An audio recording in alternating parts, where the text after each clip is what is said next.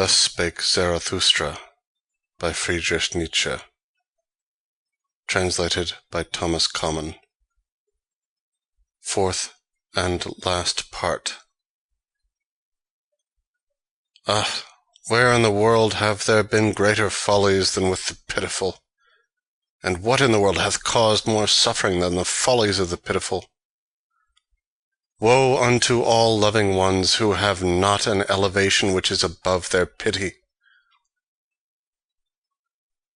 Thus spake the devil unto me, once on a time. Ever God hath his hell, it is his love for man. And lately did I hear him say these words: God is dead, of his pity for man hath God died. Zarathustra, Part 2. The Pitiful. Chapter 61. The Honey Sacrifice. And again passed moons and years over Zarathustra's soul, and he heeded it not. His hair, however, became white.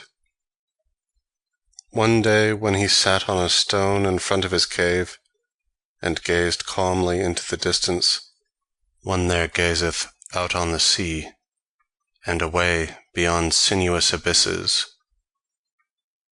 Then went his animals thoughtfully round about him, and at last set themselves in front of him.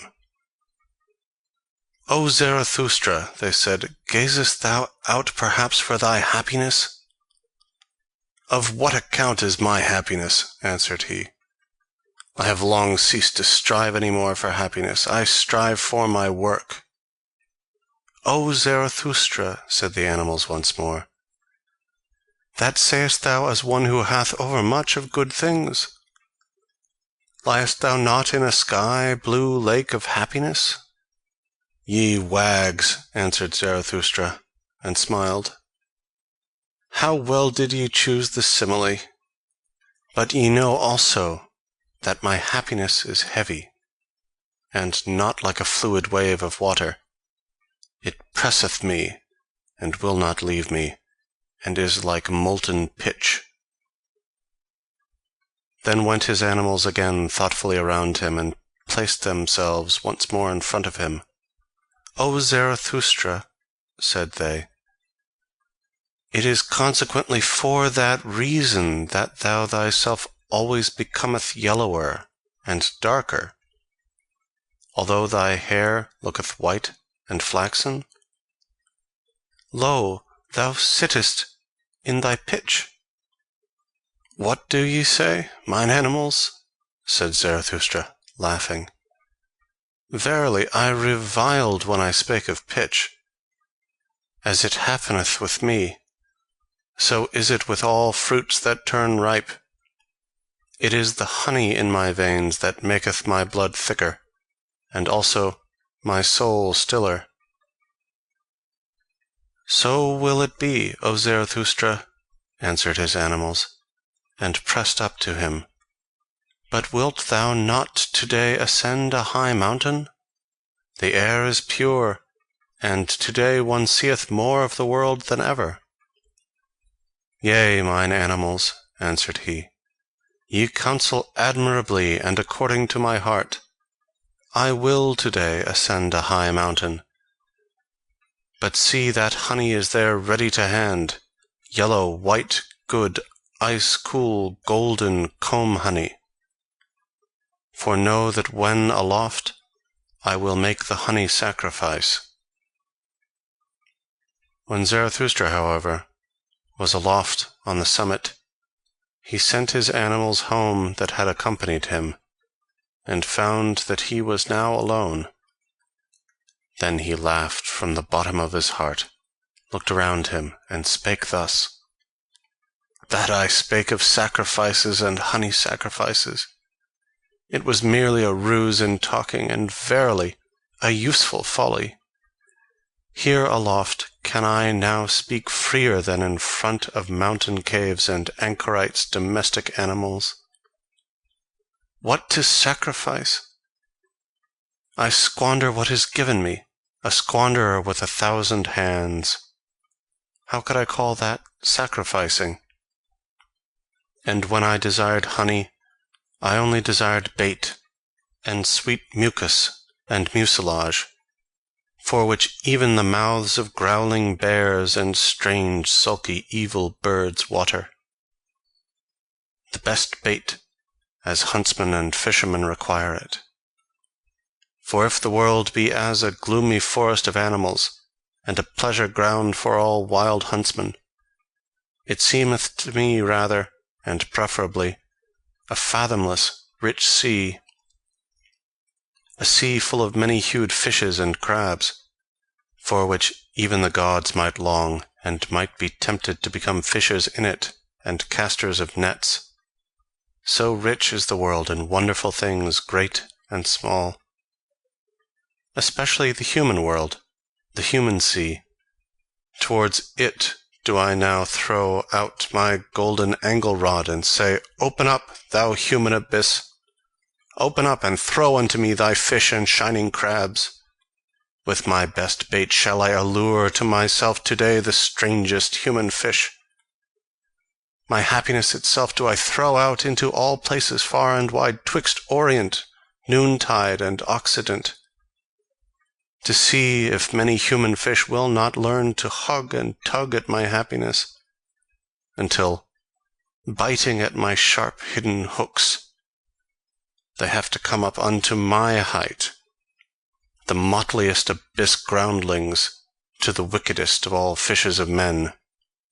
For this am I from the heart and from the beginning, drawing, hither drawing, upward drawing, upbringing, a drawer, a trainer, a training master, who not in vain counselled myself, once upon a time, Become what thou art. Thus may men now come up to me, for as yet do I await the signs that it is time for my down-going. As yet do I not myself go down, as I must do, amongst men. Therefore do I here wait, crafty and scornful, upon high mountains, no impatient one, no patient one, rather, one who hath even unlearnt patience, because he no longer suffereth. For my fate giveth me time. It hath forgotten me, perhaps? Or doth it sit behind a big stone and catch flies? And verily, I am well disposed to mine eternal fate, because it doth not hound and hurry me, but leaveth me time for merriment and mischief, so that I have today ascended this high mountain to catch fish. Did ever any one catch fish upon high mountains? And though it be a folly what I here seek and do, it is better so than that down below I should become solemn with waiting, with green and yellow, a posturing wrath-snorter with waiting, a holy howl-storm from the mountains, an impatient one that shouteth down into the valleys, Hearken, else I will scourge you with the scourge of God. Not that I would have a grudge against such wrathful ones on that account. They are well enough for laughter to me. Impatient must they now be, those big alarm drums, which find a voice now or never. Myself, however, and my fate, we do not talk to the present, neither do we talk to the never. For talking we have patience, and time, and more than time. For one day must it yet come, and may not pass by. What must one day come, and may not pass by? Our great Hazar, that is to say, our great remote human kingdom, the Zarathustra kingdom of 1,000 years. How remote may such remoteness be? What doth it concern me? But on that account it is none the less sure unto me, with both feet stand I secure on this ground, on an eternal ground, on hard primary rock, on this highest, hardest primary mountain ridge, unto which all winds come, as unto the storm, parting, asking where and whence and whither. Here laugh, laugh, my hearty, healthy wickedness, from high mountains cast down thy glittering scorn laughter. Allure for me with thy glittering the finest human fish, and whatever belongeth unto me in all seas, my in and for me in all things. Fish that out for me, bring that up to me, for that do I wait, the wickedest of all fish-catchers. Out, out, my fishing hook! In and down, thou bait of my happiness! Drip thy sweetest dew, thou honey of my heart! Bite, my fishing hook, into the belly of all black affliction! Look out, mine eye! Oh, how many seas round about me! What dawning human futures! And above me, what rosy red stillness! What unclouded silence!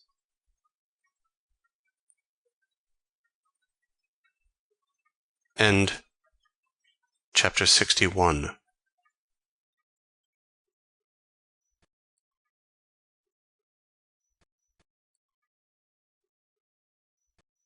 Part 4. Chapter 62.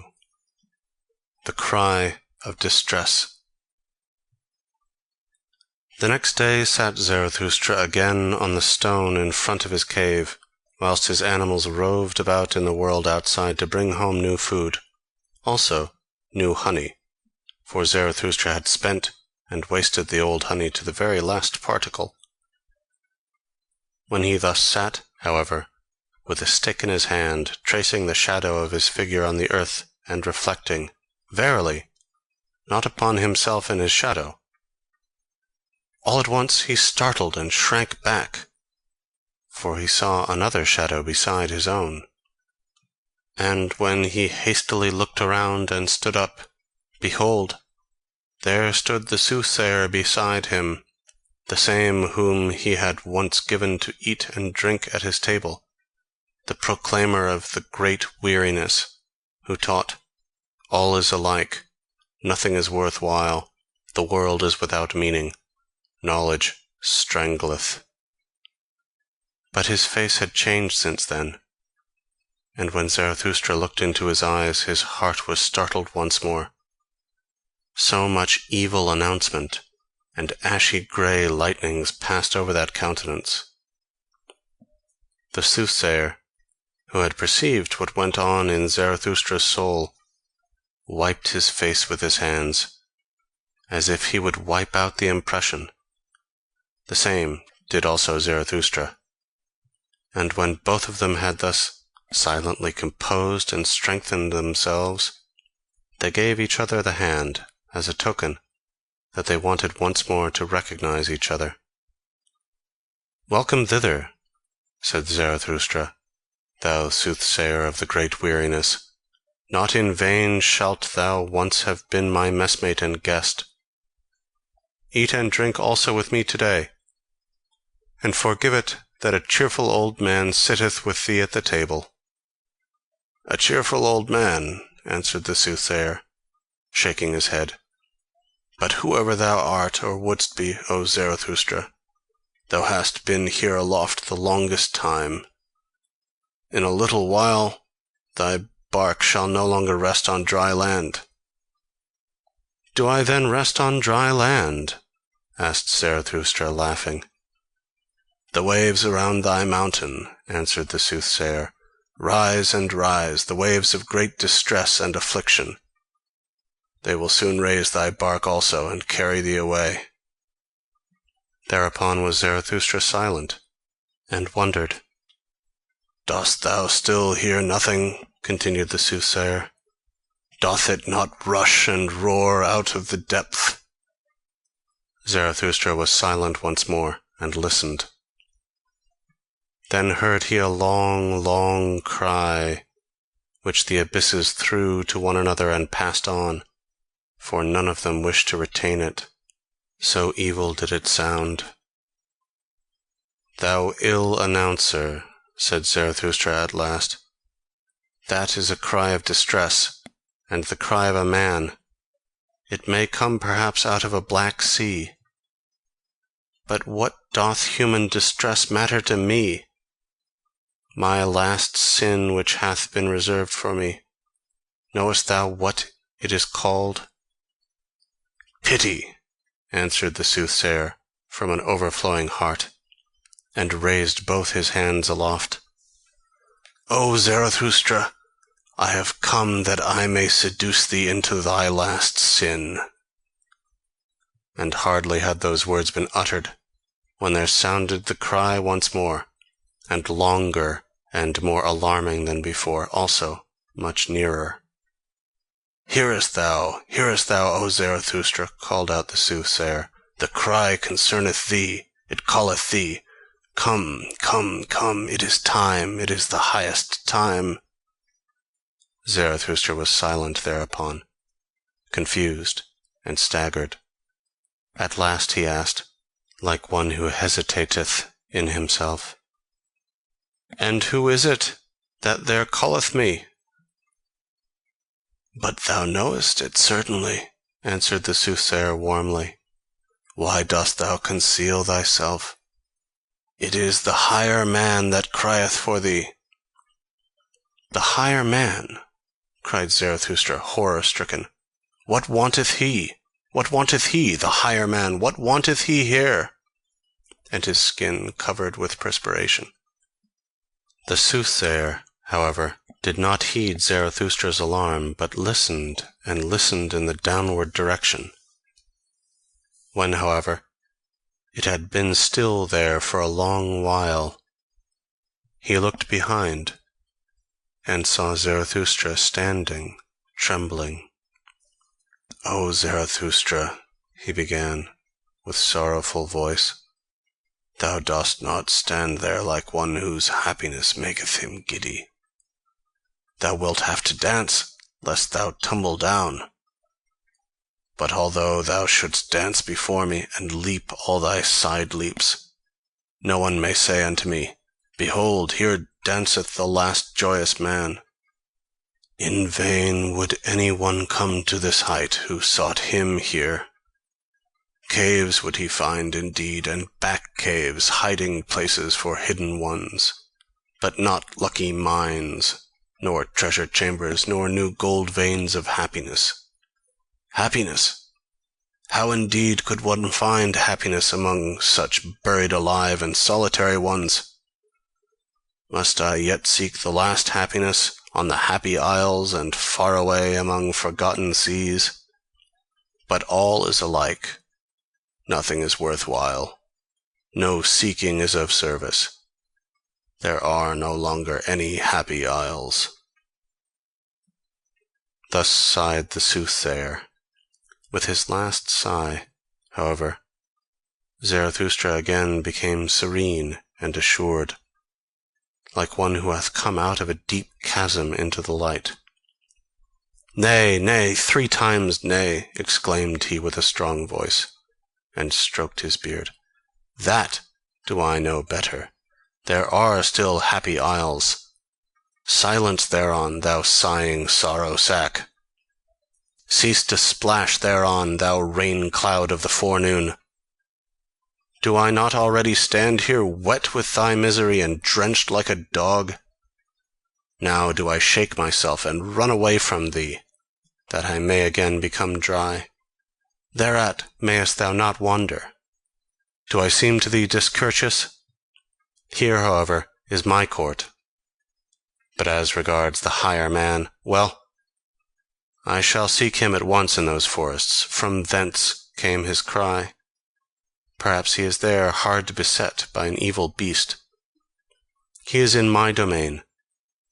Therein shall he receive no scath. And verily, there are many evil beasts around me. With those words, Zarathustra turned around to depart. Then said the soothsayer, O Zarathustra, thou art a rogue. I know it well, thou wouldst fain be rid of me. Rather wouldst thou run into the forest and lay snares for evil beasts. But what good will it do thee? In the evening wilt thou have me again. In thine own cave will I sit patient and heavy like a block, and wait for thee. So be it, shouted back Zarathustra as he went away. And what is mine in my cave belongeth also unto thee, my guest. Shouldst thou, however, find honey therein, well, just lick it up, thou growling bear, and sweeten thy soul. For in the evening we want both to be in good spirits. In good spirits and joyful, because this day hath come to an end, and thou thyself shalt dance to my lays as my dancing bear. Thou dost not believe this? Thou shakest thy head? Well, cheer up, old bear! But I also am a soothsayer. Thus spake Zarathustra.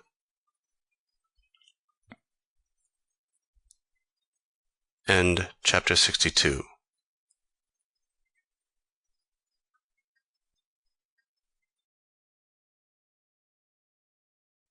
Part 4. Chapter 63. Talk with the Kings. 1. Ere Zarathustra had been an hour on his way in the mountains and forests, he saw all at once a strange procession. Right on the path which he was about to descend came 2 kings walking, bedecked with crowns and purple girdles, and variegated like flamingoes. They drove before them a laden ass. "What do these kings want in my domain?" said Zarathustra in astonishment to his heart, and hid himself hastily behind a thicket. When, however, the kings approached to him, he said half aloud, like one speaking only to himself, "Strange, strange, how doth this harmonize? 2 kings do I see, and only 1 ass." Thereupon the 2 kings made a halt. They smiled, and looked towards the spot whence the voice proceeded, and afterwards looked into each other's faces. "Such things do we also think among ourselves," said the king on the right, "but we do not utter them." The king on the left, however, shrugged his shoulders and answered, "That may perhaps be a goatherd, or an anchorite, who hath lived too long among rocks and trees, for no society at all spoileth also good manners."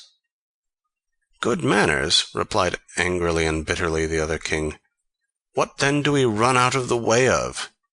Is it not good manners our good society? Better verily to live among anchorites and goatherds than with our gilded, false, over-rouged populace, though it call itself good society, though it call itself nobility, but there all is false and foul, above all the blood, thanks to old evil diseases and worse curers. The best and dearest to me at present is still a sound peasant, coarse, artful, obstinate, and enduring. That is at present the noblest type. The peasant is at present the best, and the peasant type should be master. But it is the kingdom of the populace. I no longer allow anything to be imposed upon me. The populace, however, that meaneth hodgepodge. Populace hodgepodge. Therein is everything mixed with everything, saint and swindler, gentleman and Jew, and every beast out of Noah's ark. Good manners.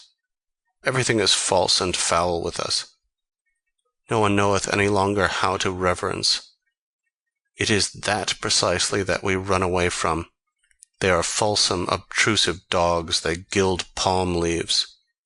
This loathing choketh me, that we kings ourselves have become false, draped and disguised with the old faded pomp of our ancestors, show-pieces for the stupidest, the craftiest, and whosoever at present trafficketh for power. We are not the first men, and have nevertheless to stand for them. Of this imposture have we at last become weary and disgusted. From the rabble have we gone out of the way, from all those bawlers and scribe blowflies, from the traitor's stench, the ambition fidgeting, the bad breath. Fie, to live among the rabble! Fie, to stand for the first men among the rabble! Ah, loathing, loathing, loathing! What doth it now matter about us, kings? Thine old sickness seizeth thee, said here the king on the left. Thy loathing seizeth thee, my poor brother. Thou knowest, however, that someone heareth us. Immediately thereupon, Zarathustra, who had opened ears and eyes to this talk, rose from his hiding place, advanced towards the kings, and thus began: He who hearkeneth unto you, he who gladly hearketh unto you, is called Zarathustra. I am Zarathustra, who once said, What doth it now matter about kings? Forgive me, I rejoiced when ye said to each other, What doth it matter about us, kings? Here, however, is my domain and jurisdiction. What may ye be seeking in my domain? Perhaps, however, ye have found on your way what I seek, namely, the higher man. When the kings heard this, they beat upon their breasts, and said with one voice, We are recognized. With the sword of thine utterance severest thou the thickest darkness of our hearts. Thou hast discovered our distress, for lo, we are on our way to find the higher man, the man that is higher than we, although we are kings. To him do we convey this ass, for the highest man shall also be the highest lord on earth. There is no sorer misfortune in all human destiny than when the mighty of the earth are not also the first men. Then everything becometh false and distorted and monstrous. And when they are even the last man, and more beast than man, then riseth and riseth the populace in honour. And at last saith even the populace, Virtue, lo, I alone am virtue. What have I just heard? Answered Zarathustra. What wisdom in kings! I am enchanted, and verily, I have already promptings to make a rhyme thereon, even if it should happen to be a rhyme not suited for everyone's ears. I unlearned long ago to have consideration for long ears. Well then, well now. Here, however, it happened that the ass also found utterance. It said distinctly, and with malevolence, Yea. 'Twas once, methinks year one of our blessed Lord, drunk without wine, the Sibyl thus deplored, How ill things go! Decline, decline! Ne'er sank the world so low. Rome now hath turned harlot, and harlot stew. Rome's Caesar a beast, and God hath turned Jew. 2. With those rhymes of Zarathustra the kings were delighted. The king on the right, however, said, O Zarathustra, how well it was that we set out to see thee! For thine enemies showed us thy likeness in their mirror.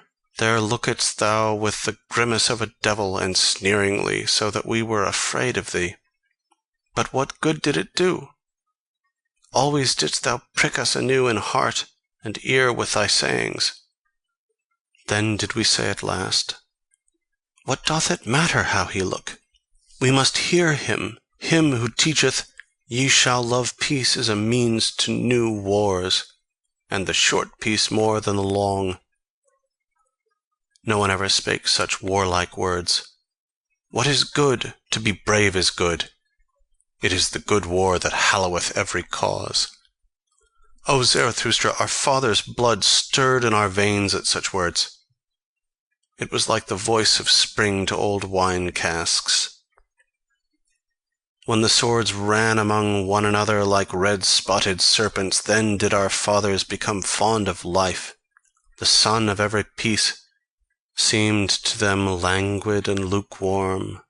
The long peace, however, made them ashamed. How they sighed, our fathers, when they saw on the wall brightly furbished, dried-up swords, like those they thirsted for war. For a sword thirsteth to drink blood, and sparkleth with desire. When the kings thus discoursed, and talked eagerly of their happiness of their fathers, there came upon Zarathustra no little desire to mock at their eagerness, for evidently they were very peaceable kings whom he saw before him, kings with old and refined features. But he restrained himself. "Well," said he, "thither leadeth the way, there lieth the cave of Zarathustra, and this day is to have a long evening. At present, however, a cry of distress calleth me hastily away from you. It will honour my cave if kings want to sit and wait in it. But to be sure, ye will have to wait long." "Well, what of that? Where doth one at present learn better to wait than at courts? And the whole virtue of kings that hath remained unto them, is it not called today ability to wait?" Thus spake Zarathustra. End chapter 63.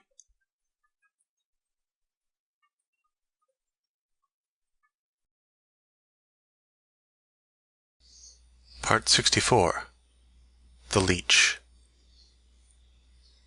And Zarathustra went thoughtfully on, further and lower down, through forests and past moory bottoms. As it happeneth, however, to every one who meditateth upon hard matters, he trod thereby unawares upon a man. And lo! there spurted into his face all at once a cry of pain, and 2 curses, and 20 bad invectives, so that in his fright he raised his stick, and also struck the trodden one. Immediately afterwards, however, he regained his composure, and his heart laughed at the folly he had just committed. "Pardon me," said he to the trodden one, who had got up enraged, and had seated himself. "Pardon me, and hear first of all a parable. As a wanderer who dreameth of remote things on a lonesome highway runneth unawares against a sleeping dog, a dog which lieth in the sun, as both of them then start up and snap at each other like deadly enemies, those 2 beings mortally frightened, so did it happen unto us, and yet, how little was lacking for them to caress each other, that dog and that lonesome one. Are they not both lonesome ones?" "Whoever thou art," said the trodden one, still enraged, "thou treadest also too nigh me with thy parable, and not only with thy foot. Lo, am I then a dog?" And thereupon the sitting one got up, and pulled his naked arm out of the swamp. For at first he had lain outstretched on the ground, hidden and indiscernible, like those who lie in wait for swamp game. "But whatever art thou about?" cried out Zarathustra in alarm, for he saw a great deal of blood streaming over the naked arm. "What hath hurt thee? Hath an evil beast bit thee, thou unfortunate one?" The bleeding one laughed, still angry. "What matter is it to thee?" said he, and was about to go on. "Here am I at home and in my province. Let him question me whoever will, to a dolt, however, I shall hardly answer." "Thou art mistaken," said Zarathustra sympathetically, and held him fast. "Thou art mistaken. Here thou art not at home, but in my domain, and therein shall no one receive any hurt. Call me, however, what thou wilt. I am who I must be. I call myself Zarathustra. Well, up thither is the way to Zarathustra's cave. It is not far. Wilt thou not attend to thy wounds at my home? It hath gone badly with thee, thou unfortunate one, in this life. First a beast bit thee, and then a man trod upon thee. When, however, the trodden one had heard the name of Zarathustra, he was transformed. "What happeneth unto me?" he exclaimed.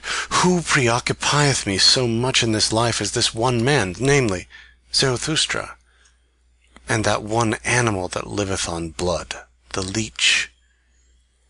For the sake of the leech did I lie here by this swamp like a fisher, and already had mine outstretched arm been bitten 10 times, when there biteth a still finer leech at my blood, Zarathustra himself. O happiness, O miracle! Praised be this day which enticed me into this swamp. Praised be the best, the livest cupping glass that at present liveth. Praised be the great conscience leech, Zarathustra." Thus spake the trodden one, and Zarathustra rejoiced at his words and their refined reverential style. "Who art thou?" asked he, and gave him his hand. "There is much to clear up and elucidate between us, but already methinketh pure clear day is dawning."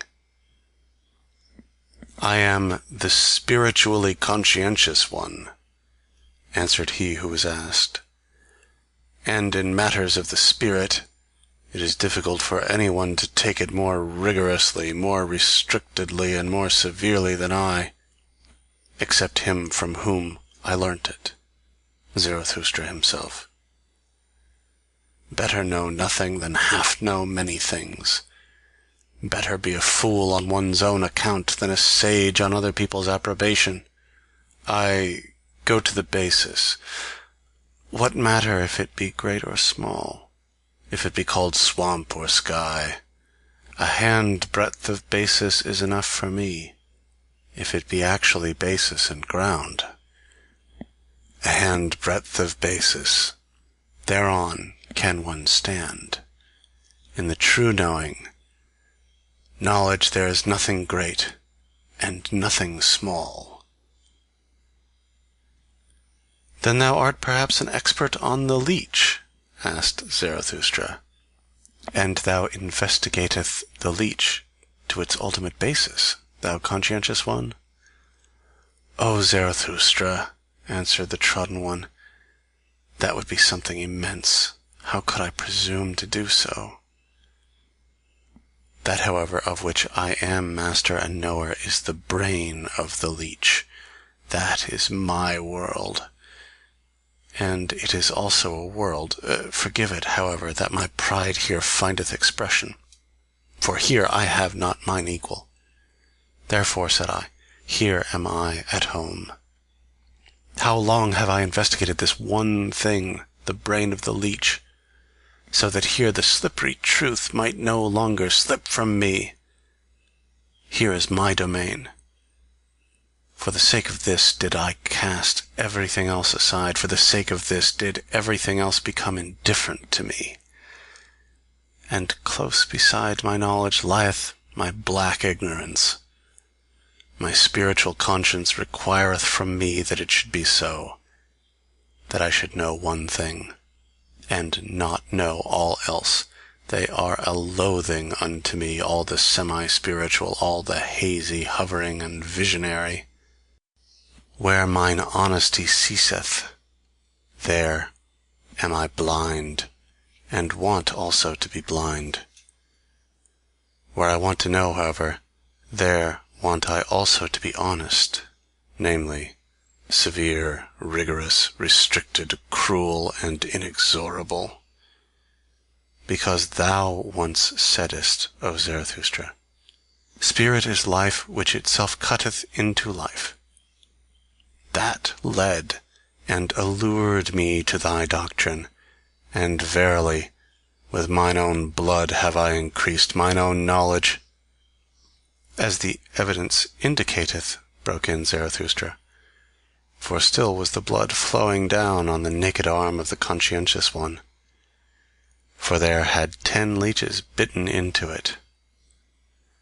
O thou strange fellow, how much doth this very evidence teach me, namely, thou thyself, and not all, perhaps, might I pour into thy rigorous ear. Well then, we part here, but I would fain find thee again. Up thither is the way to my cave. To-night shalt thou there be my welcome guest. Fain would I also make amends to thy body for Zarathustra treading upon thee with his feet. I think about that. Just now, however, a cry of distress calleth me hastily away from thee. Thus spake Zarathustra. End chapter 64.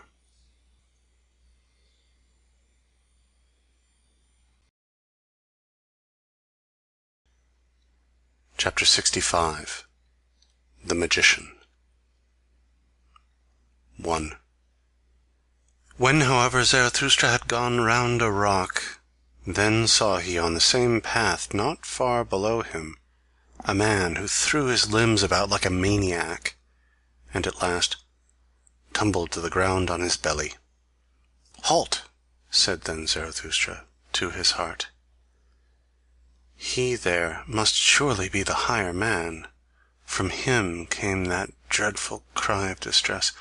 I will see if I can help him. When, however, he ran to the spot where the man lay on the ground, he found a trembling old man with fixed eyes. And in spite of all Zarathustra's efforts to lift him and set him again on his feet, it was all in vain.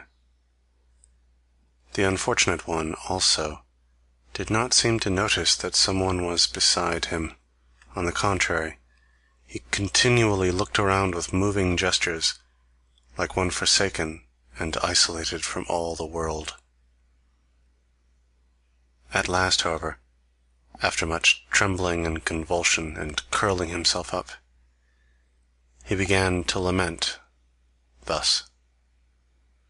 Who warmth me, who loveth me still?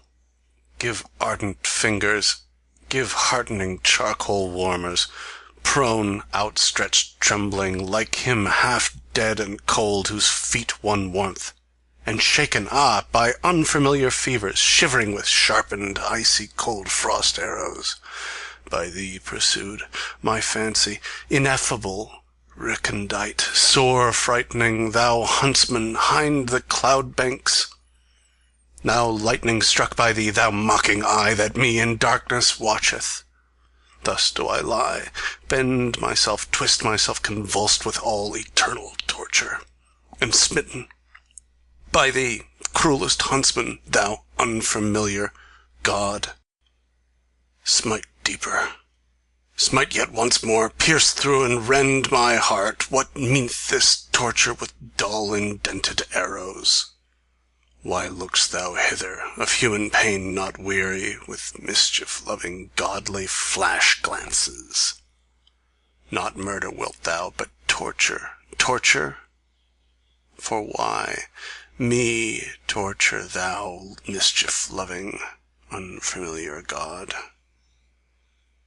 Ha! Ha! Thou stealest nigh in midnight's gloomy hour. What wilt thou? Speak! Thou crowd'st me, pressest? Ha! Now far too closely.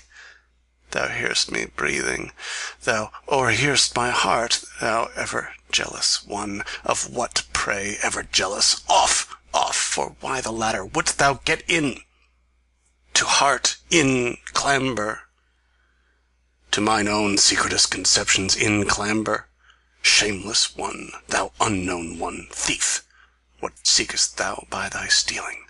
What seekest thou by thy hearkening? What seekest thou by thy torturing, thou torturer, thou hangman God? Or shall I, as the mastiffs do, roll before thee, and cringing, enraptured, frantical, my tail friendly waggle in vain? Goad further, cruelest goader. No dog thy game, just am I, cruelest huntsman. Thou proudest of captives, thou robber hind the cloud banks. Speak finally, thou lightning-veiled one, thou unknown one. Speak, what wilt thou, highway ambusher, from me? What wilt thou, unfamiliar God? What? Ransom gold? How much of ransom gold? Solicit much, that biddeth my pride and be concise, that bit mine other pride. Ha! Ha! Me! Want'st thou me entire? Ha! Ha! And torturest me, fool that thou art dead, torturest quite my pride?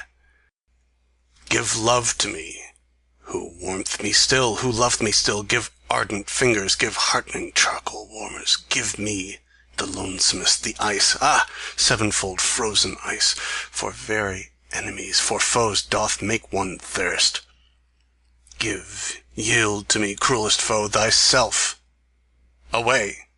There fled he surely, my final only comrade. My greatest foe, mine unfamiliar, my hangman god. Nay, come thou back, with all of thy great tortures, to me the last of lonesome ones. Oh, come thou back.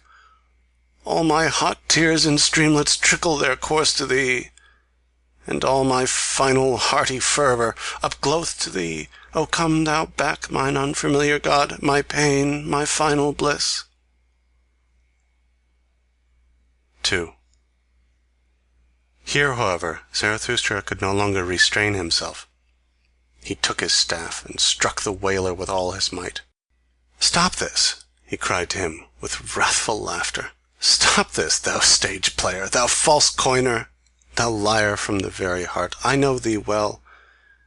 I will soon make warm legs to thee, thou evil magician. I know well how to make it hot for such as thou." "Leave off," said the old man, and sprang up from the ground. "Strike me no more, O Zarathustra. I did it only for amusement. That kind of thing belongeth to mine art. Thee, thyself, I wanted to put to the proof when I gave this performance, and verily thou hast well detected me. But thou thyself hast given me no small proof of thyself. Thou art hard, thou wise Zarathustra. Hard strikest thou with thy truths. Thy cudgel forceth from me this truth." "Flatter not," answered Zarathustra, still excited and frowning, "thou stage player from the heart. Thou art false. Why speakest thou of truth? Thou peacock of peacocks, thou sea of vanity, what didst thou represent before me, thou evil magician? Whom was I meant to believe in when thou wailedst in such wise?" "The penitent in spirit," said the old man. "It was him I represented. Thou thyself once devisedst this expression. The poet and magician who at last turneth his spirit against himself. The transformed one who freezeth to death by his bad science and conscience. And just acknowledge it. It was long, O Zarathustra, before thou discoveredst my trick and lie. Thou believedst in my distress when thou heldest my head with both thy hands. I heard thee lament, 'We have loved him too little, loved him too little.' Because I so far deceived thee, my wickedness rejoiced in me. Thou mayest have deceived subtler ones than I," said Zarathustra sternly. "I am not on my guard against deceivers. I have to be without precaution, so willeth my lot. Thou, however, must deceive, so far do I know thee.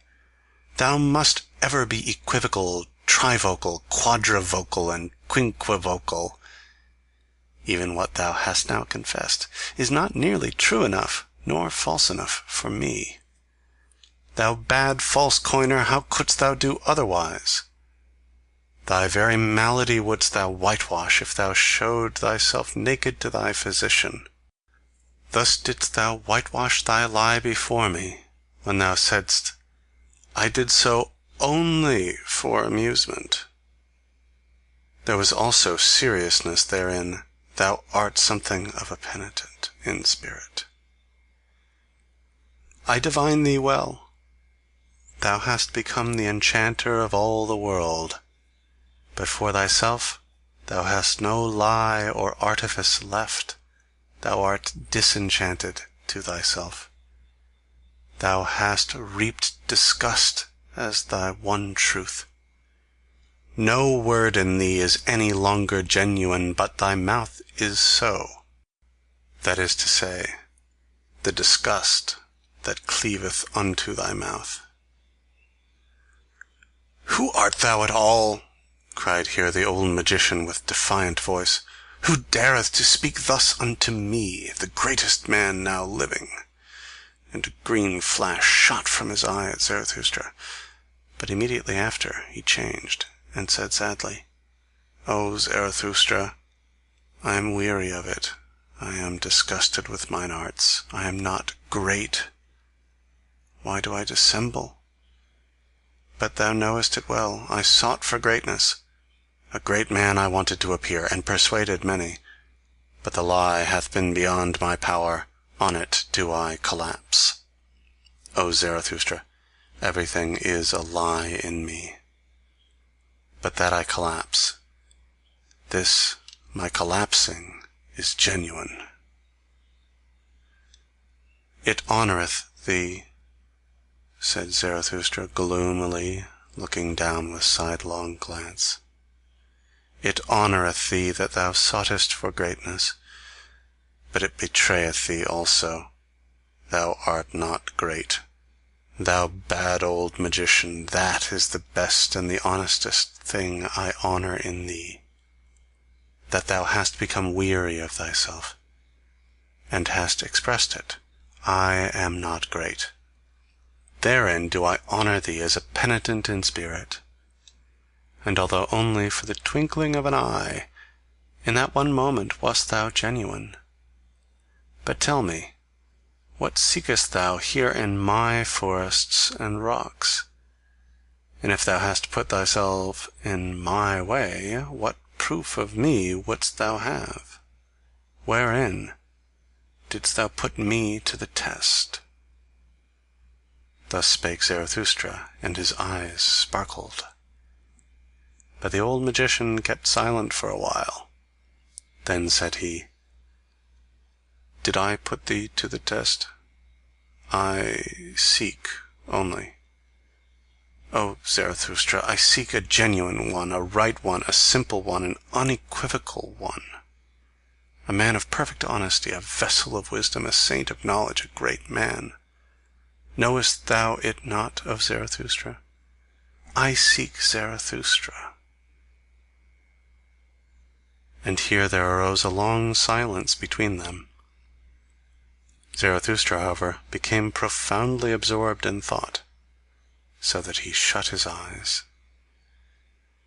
But afterwards, coming back to the situation, he grasped the hand of the magician, and said, full of politeness and policy, Well, up thither leadeth the way. There is the cave of Zarathustra. In it mayest thou seek him whom thou wouldst fain find. And ask counsel of mine animals, mine eagle and my serpent. They shall help thee to seek. My cave, however, is large.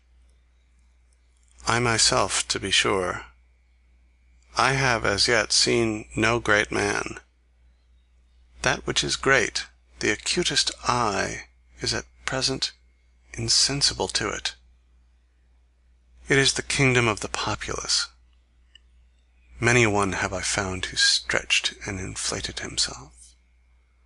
And the people cried, Behold, a great man! But what good do all bellows do?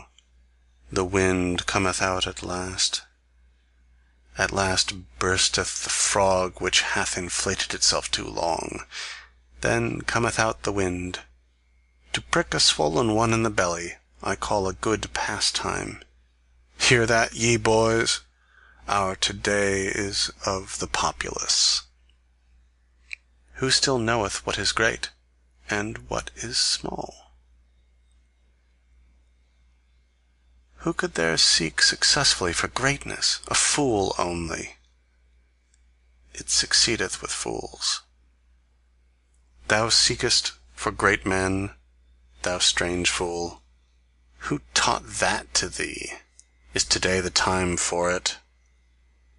O thou bad seeker, why dost thou tempt me?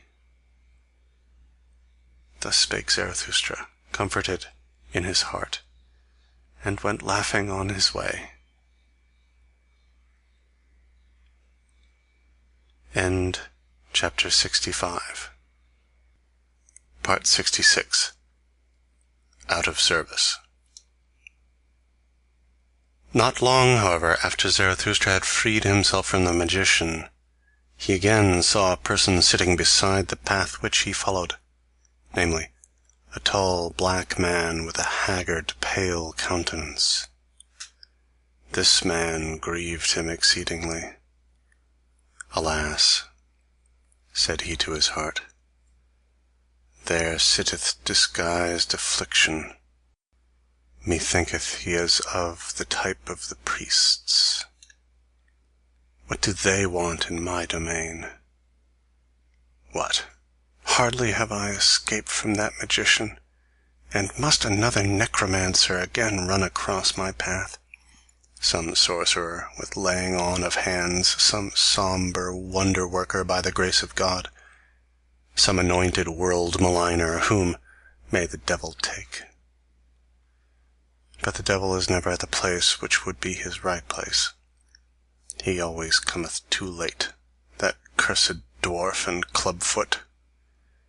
Thus cursed Zarathustra impatiently in his heart, and considered how with averted look he might slip past the black man.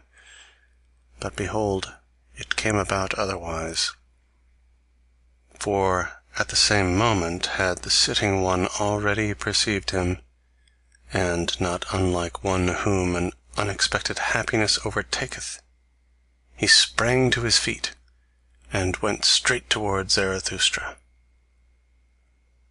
"Whoever thou art, thou traveller," said he, "help a strayed one, a seeker, an old man, who may here easily come to grief.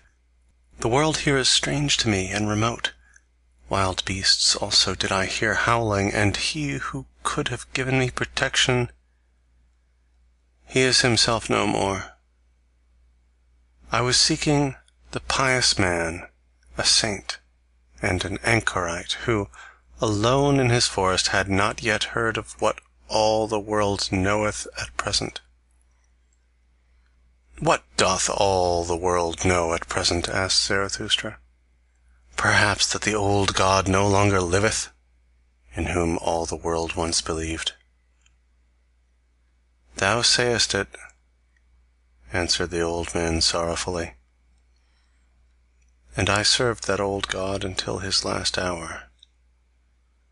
Now, however, am I out of service, without master, and yet not free.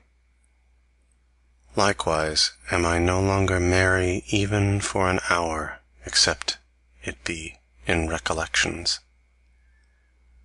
Therefore did I ascend into these mountains, that I might finally have a festival for myself once more, as becometh an old pope and church father.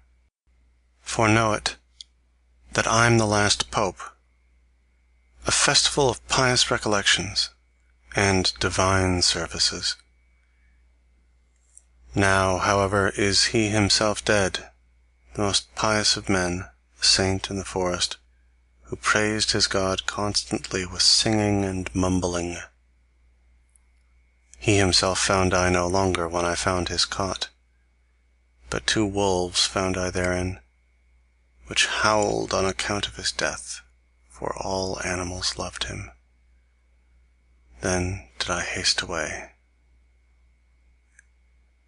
Had I thus come in vain into these forests and mountains, then did my heart determine that I should seek another, the most pious of all those who believe not in God. My heart determined that I should seek Zarathustra." Thus spake the hoary man, and gazed with keen eyes at him who stood before him. Zarathustra, however, seized the hand of the old pope, and regarded it a long while with admiration. "Lo, thou venerable one," said he then, "what a fine and long hand! That is the hand of one who hath ever dispensed blessings. Now, however, doth it hold fast him who thou seekest, me, Zarathustra. It is I, the ungodly Zarathustra, who saith, Who is ungodlier than I, that I may enjoy his teaching? Thus spake Zarathustra, and penetrated with his glances the thoughts and arrear thoughts of the old Pope. At last the latter began. He who most loved and possessed him hath now also lost him most. Lo, I myself am surely the most godless of us at present. But who could rejoice at that? Thou servest him to the last? Asked Zarathustra thoughtfully, after a deep silence. Thou knowest how he died? Is it true what they say, that sympathy choked him? That he saw how man hung on the cross and could not endure it? That his love to man became his hell, and at last his death? The old Pope, however, did not answer, but looked aside timidly, with a painful and gloomy expression. Let him go, said Zarathustra, after prolonged meditation, still looking the old man straight in the eye.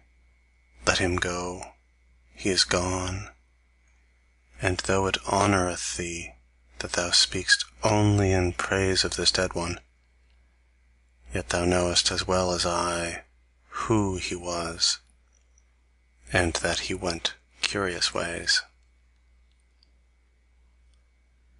To speak before 3 eyes, said the old Pope cheerfully. He was blind of one eye. In divine matters I am more enlightened than Zarathustra himself, and may well be so. My love served him long years, my will followed all his will.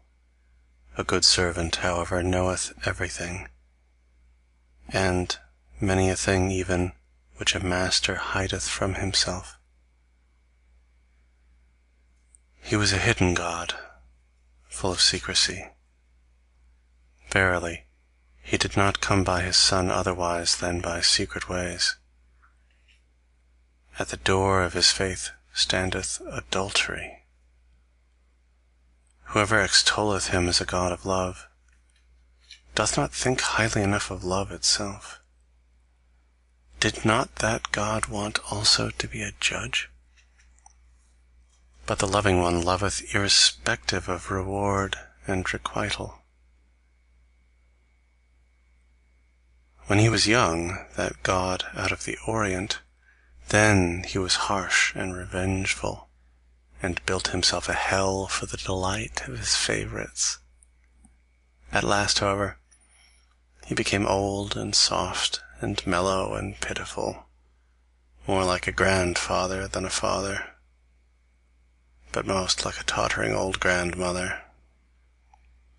There did he sit, shrivelled in his chimney corner, fretting on account of his weak legs, world-weary, will-weary, and one day he suffocated of his all too great pity.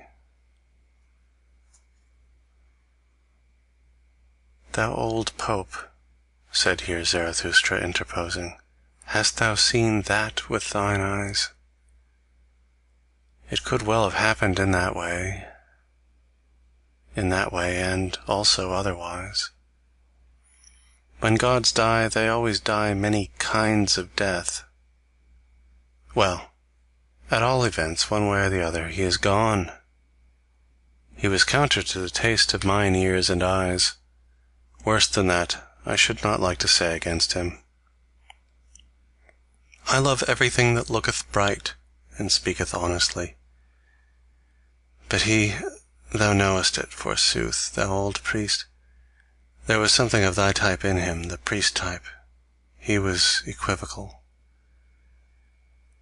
He was also indistinct. How he raged at us, this wrath-snorter, because we understood him badly. But why did he not speak more clearly? And if the fault lay in our ears, why did he give us ears that heard him badly? If there was dirt in our ears, well, who put it in them? Too much miscarried with him, this potter who had not learned thoroughly. That he took revenge on his pots and creations, however, because they turned out badly. That was a sin against good taste. There is also good taste in piety. This at last said, away with such a God.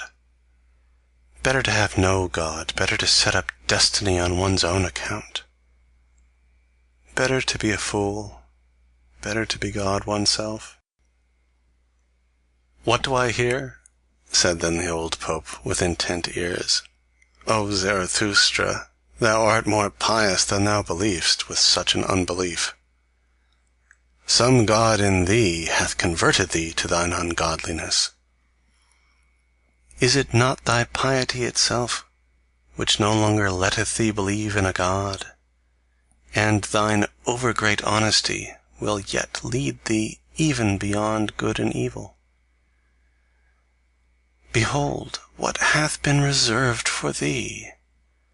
Thou hast eyes and hands and mouth, which have been predestined for blessing from eternity. One doth not bless with the hand alone. Nigh unto thee, though thou professest to be the ungodliest one, I feel a hale and holy odour of long benedictions. I feel glad and grieved thereby. Let me be thy guest, O Zarathustra, for a single night. Nowhere on earth shall I now feel better than with thee. Amen, so shall it be, said Zarathustra with great astonishment.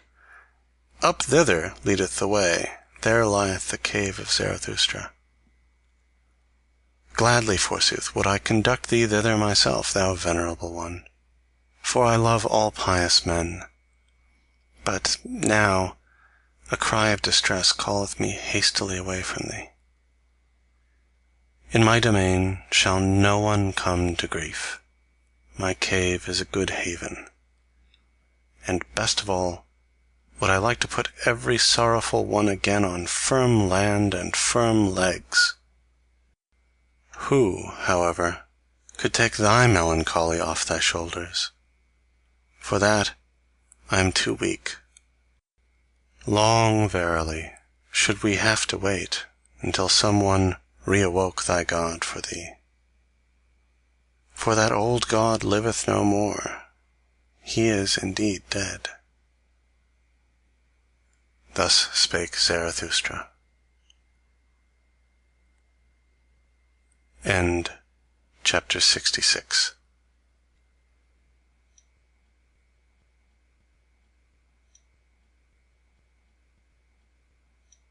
Part 4, Chapter 67. The Ugliest Man. And again did Zarathustra's feet run through mountains and forests, and his eyes sought and sought, but nowhere was he to be seen whom they wanted to see, the sorely distressed sufferer and crier. On the whole way, however, he rejoiced in his heart, and was full of gratitude. What good things, said he, had this day given me, as amends for its bad beginning. What strange interlocutors have I found! At their words will I now chew a long while, as a good corn. Small shall my teeth grind and crush them, until they flow like milk into my soul. When, however, the path again curved round a rock, all at once the landscape changed, and Zarathustra entered into a realm of death. Here bristled aloft black and red cliffs, without any grass, tree, or bird's voice, for it was a valley which all animals avoided, even the beasts of prey, except that a species of ugly, thick, green serpent came here to die when they became old. Therefore the shepherds called this valley Serpent Death. Zarathustra, however, became absorbed in dark recollections, for it seemed to him as if he had once before stood in this valley, and much heaviness settled on his mind, so that he walked slowly and always more slowly, and at last stood still. Then, however, when he opened his eyes, he saw something sitting by the wayside, shaped like a man, and hardly like a man, something nondescript. And all at once there came over Zarathustra a great shame, because he had gazed on such a thing. Blushing up to the very roots of his white hair, he turned aside his glance, and raised his foot that he might leave this ill-starred place. Then, however, became the dead wilderness vocal, for from the ground a voice welled up, gurgling and rattling, as water gurgleth and rattleth at night, through stopped-up water pipes, and at last it turned into human voice and human speech. It sounded thus: Zarathustra, Zarathustra, read my riddle. Say, what is the revenge on the witness? I entice thee back. Here is smooth ice. See to it, that the pride do not here break its legs. Thou thinkest thyself wise, thou proud Zarathustra. Read then the riddle, thou hard nutcracker, the riddle that I am. Say then, who am I? When, however, Zarathustra had heard these words, what think ye then took place in his soul? Pity overcame him, and he sank down all at once, like an oak that hath long withstood many tree fellers, heavily, suddenly, to the terror of even those who meant to fell it. But suddenly he got up again from the ground, and his countenance became stern. I know thee well, said he, with a brazen voice. Thou art the murderer of God. Let me go. Thou couldst not endure him who beheld thee, who ever beheld thee through and through, thou ugliest man. Thou tookest revenge on his witness. Thus spake Zarathustra, and was about to go, but the nondescript grasped at a corner of his garment, and began anew to gurgle and seek for words. Stay, said he at last. Stay, do not pass by. I have divined what axe it was that struck thee to the ground. Hail to thee, O Zarathustra, that thou art again upon thy feet. Thou hast divined, I know it well, how the man feeleth who killed him, the murderer of God. Stay, sit down here beside me. It is not to no purpose. To whom would I go but unto thee? Stay, sit down. Do not, however, look at me. Honor thus mine ugliness. They persecute me. Now art thou my last refuge. Not with their hatred, not with their beliefs. Oh, such persecution would I mock at, and be proud and cheerful. Had not all succeeded hitherto been with the well persecuted ones? And he who persecuteth well learneth readily to be obsequient, when once he is put behind. But it is their pity is it, from which I flee away, and flee to thee. O Zarathustra, protect me, thou, my last refuge, thou sole one who divinest me. Thou hast divined how the man feeleth who killed him. Stay, and if thou wilt go, thou impatient one, go not the way that I came. That way is bad. Art thou angry with me because I have already racked language so long? Because I have already counselled thee? but know that it is I, the ugliest man, who have also the largest, heaviest feet. Where I have gone, the way is bad. I tread all paths to death and destruction. But that thou passedst me by in silence, that thou blushedst, I saw it well thereby. Did I know thee as Zarathustra? Everyone else would have thrown to me his arms, his pity, in look and speech, but for that I am not beggar enough. That didst thou divine. For that I am too rich, rich in what is great, frightful, ugliest, most unutterable. Thy shame, O Zarathustra, honored me. With difficulty did I get out of the crowd of the pitiful, that I might find the only one who at present teacheth that pity is obtrusive. Thyself, O Zarathustra, whether it be the pity of a god, or whether it be human pity, it is offensive to modesty. An unwillingness to help may be nobler than the virtue that rusheth to do so. That, however, namely pity, is called virtue itself at present by all petty people. They have no reverence for great misfortune, great ugliness, great failure. Beyond all these do I look, as a dog looketh over the backs of thronging flocks of sheep. They are petty, good-willed, grey people. As the heron looketh contemptuously at shallow pools with backward bent head, so do I look at a throng of grey little waves and wills and souls. Too long have we acknowledged them to be right, those petty people, so we have at last given them power as well. And now do they teach that God is only what petty people call good, and truth is at present what the preacher Spake, who himself sprang from them, that singular saint and advocate of the petty people, who testified of himself, I am the truth.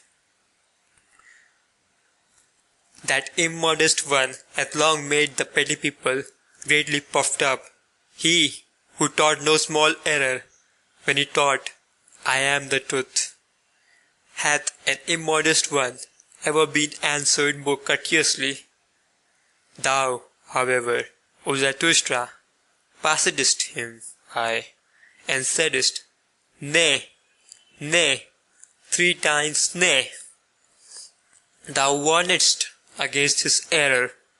Thou warnedst, the first to do so, against pity.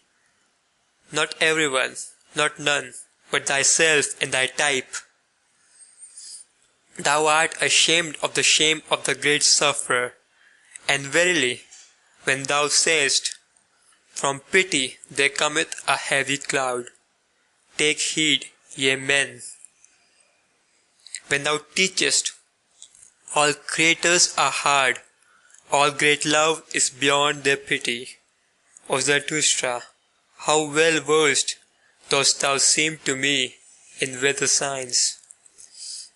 Thou thyself, however, warn thyself also against thy pity, for many are on their way to thee, many suffering, doubting, despairing, drowning, freezing ones. I warn thee also against myself. Thou hast read my best, my worst riddle, myself, and what I have done. I know the axe that felleth thee. But he had to die. He looked with eyes which beheld everything. He beheld men's steps and dregs, all his ignominy and ugliness. His pity knew no modesty. He crept into my dirtiest corners. This most prying, over-intrusive, over-pitiful one had to die. he ever beheld me, on such a witness I would have revenge, or not live myself. The God who beheld everything, and also man, that God had to die. Man cannot endure it, that such a witness should live. Thus spake the ugliest man. Zarathustra, however, got up, and prepared to go on, for he felt frozen to the very bowels. Thou nondescript, said he, thou warnest me against thy path. As thanks for it, I praise mine to thee. Behold, up thither is the cave of Zarathustra. My cave is large and deep, and hath many corners. There findeth he that is most hidden his hiding place, and close beside it there are 100 lurking places and by places for creeping, fluttering, and hopping creatures. Thou outcast, who hast cast thyself out, thou wilt not live amongst men and men's pity. Well then, do like me, thus wilt thou learn also from me. Only the doer learneth.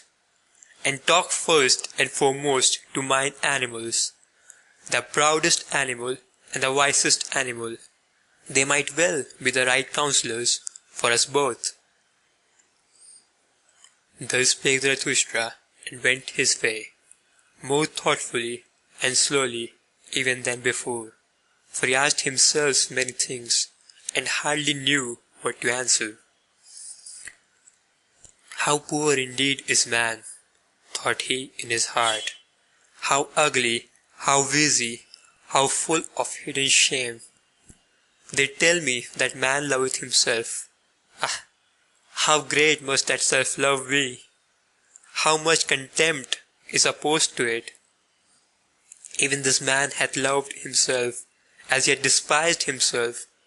A great lover methinketh he is, and a great despiser. No one have I yet found who more thoroughly despised himself. Even that is elevation. Alas, was this perhaps the higher man whose cry I heard? I love the great despisers. Man is something that had to be surpassed. End of chapter 67.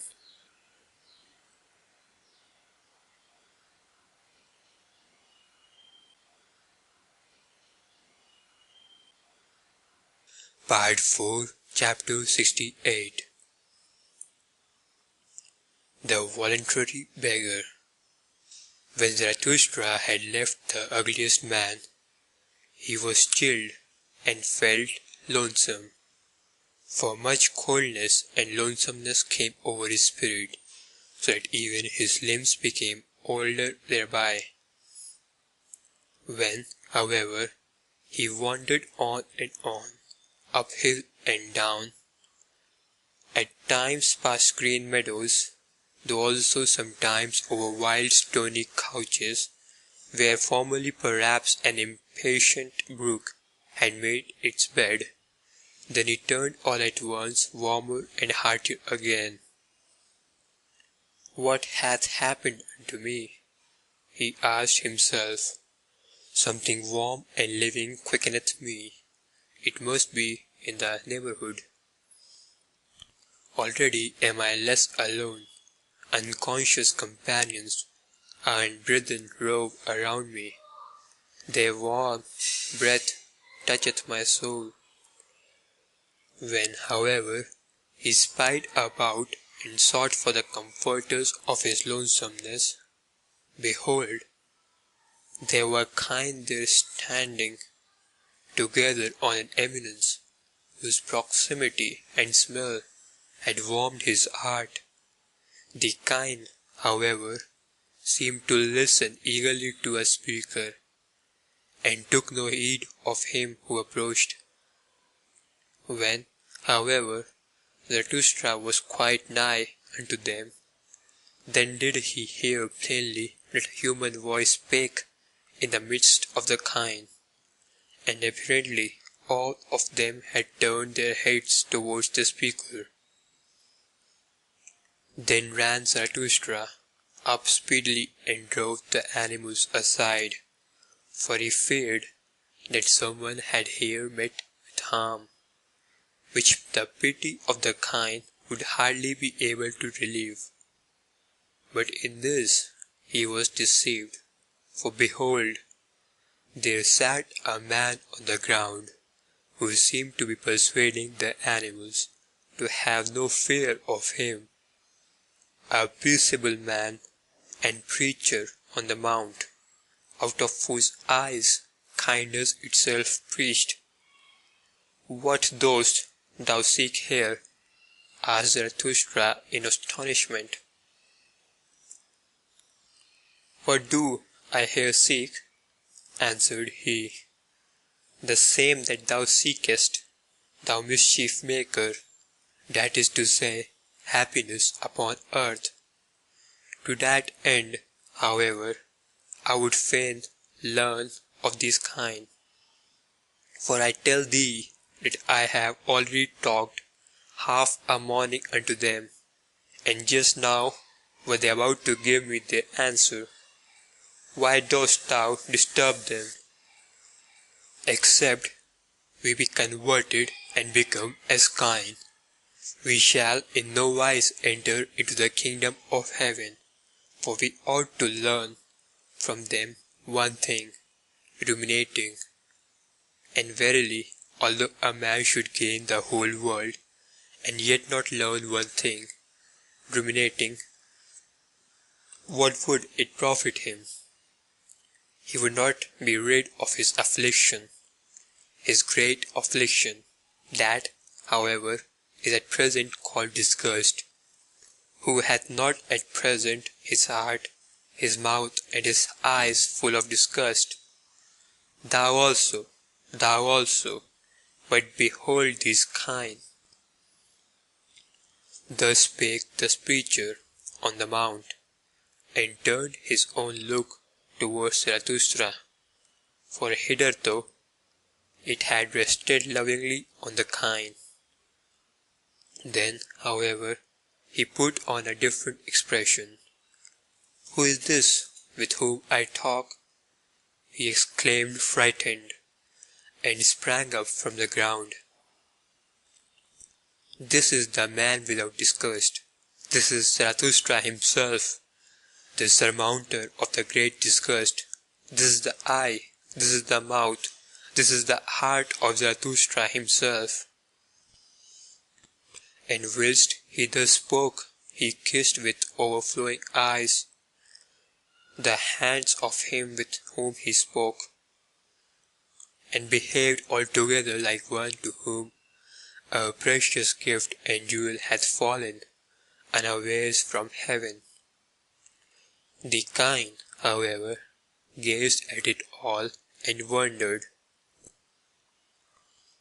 "Speak not of me, thou strange one, thou amiable one," said Zarathustra, and restrained his affection. "Speak to me firstly of thyself. Art thou not the voluntary beggar who once cast away great riches, who was ashamed of his riches and of the rich, and fled to the poorest to bestow upon them his abundance and his heart? But they received him not." "But they received me not," said the voluntary beggar. "Thou knowest it, forsooth. So I went at last to the animals, and to those kind." "Then learnedst thou," interrupted Zarathustra, "how much harder is it to give properly than to take properly, and that bestowing well is an art, the last subtlest master art of kindness. Especially nowadays," answered the voluntary beggar. "At present, that is to say, when everything low hath become rebellious and exclusive, and haughty in its manner, in the manner of the populace." for the hour hath come. Thou knowest it forsooth, for the great, evil, long, slow, mob and slave insurrection. It extendeth and extendeth. Now doth it provoke the lower classes, all benevolence and petty giving, and the overrich may be on their guard. Whoever at present drip, like bulgy bottles, out of all too small necks, of such bottles at present one willingly breaketh the necks.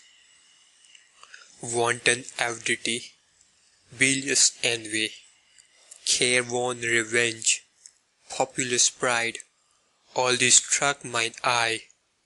It is no longer true that the poor are blessed.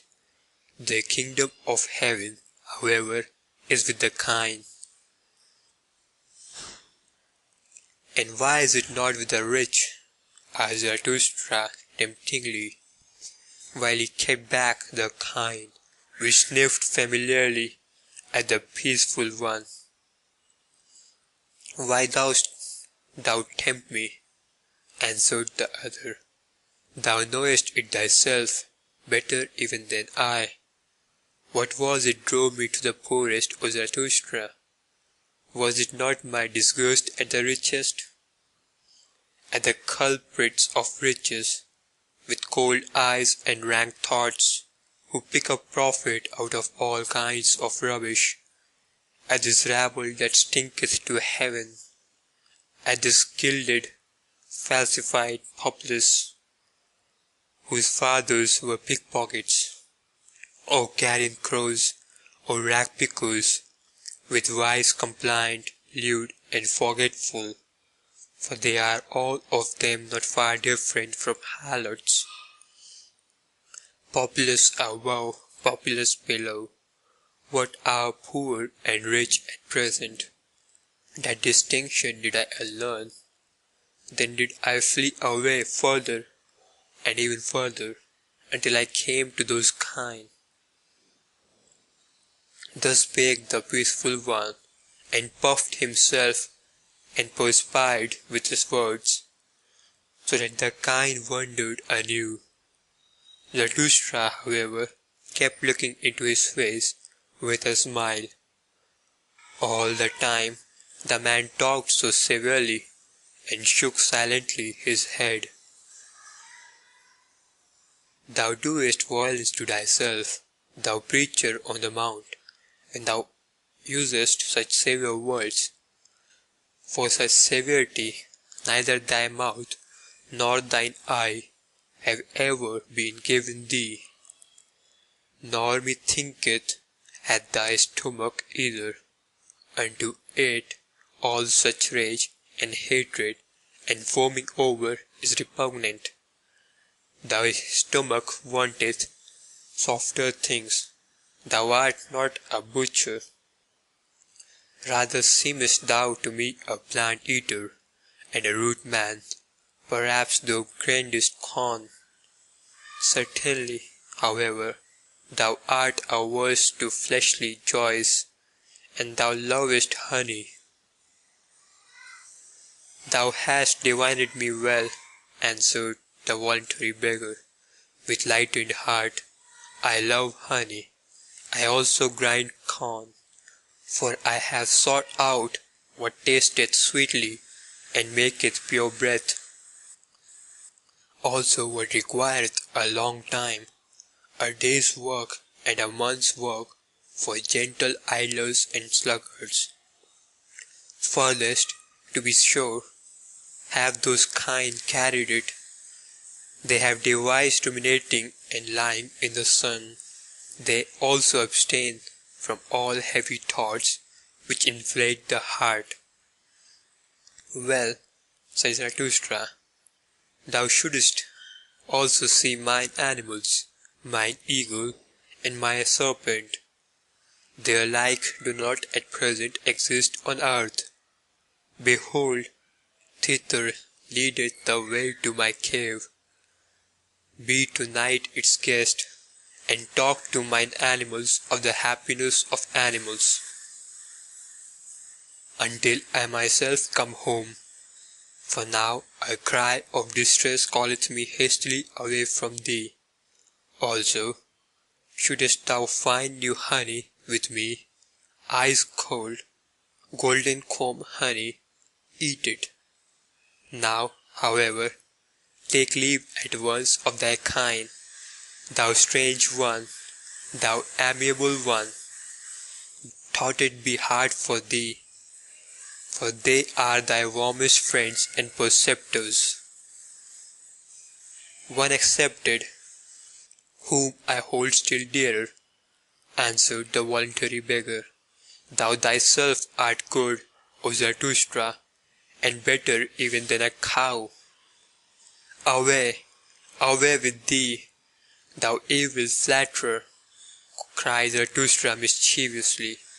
Why dost thou spoil me with such praise and flattery, honey? Away, away from me, cried he once more, and heaved his stick at the fond beggar, who, however, ran nimbly away. End of chapter 68.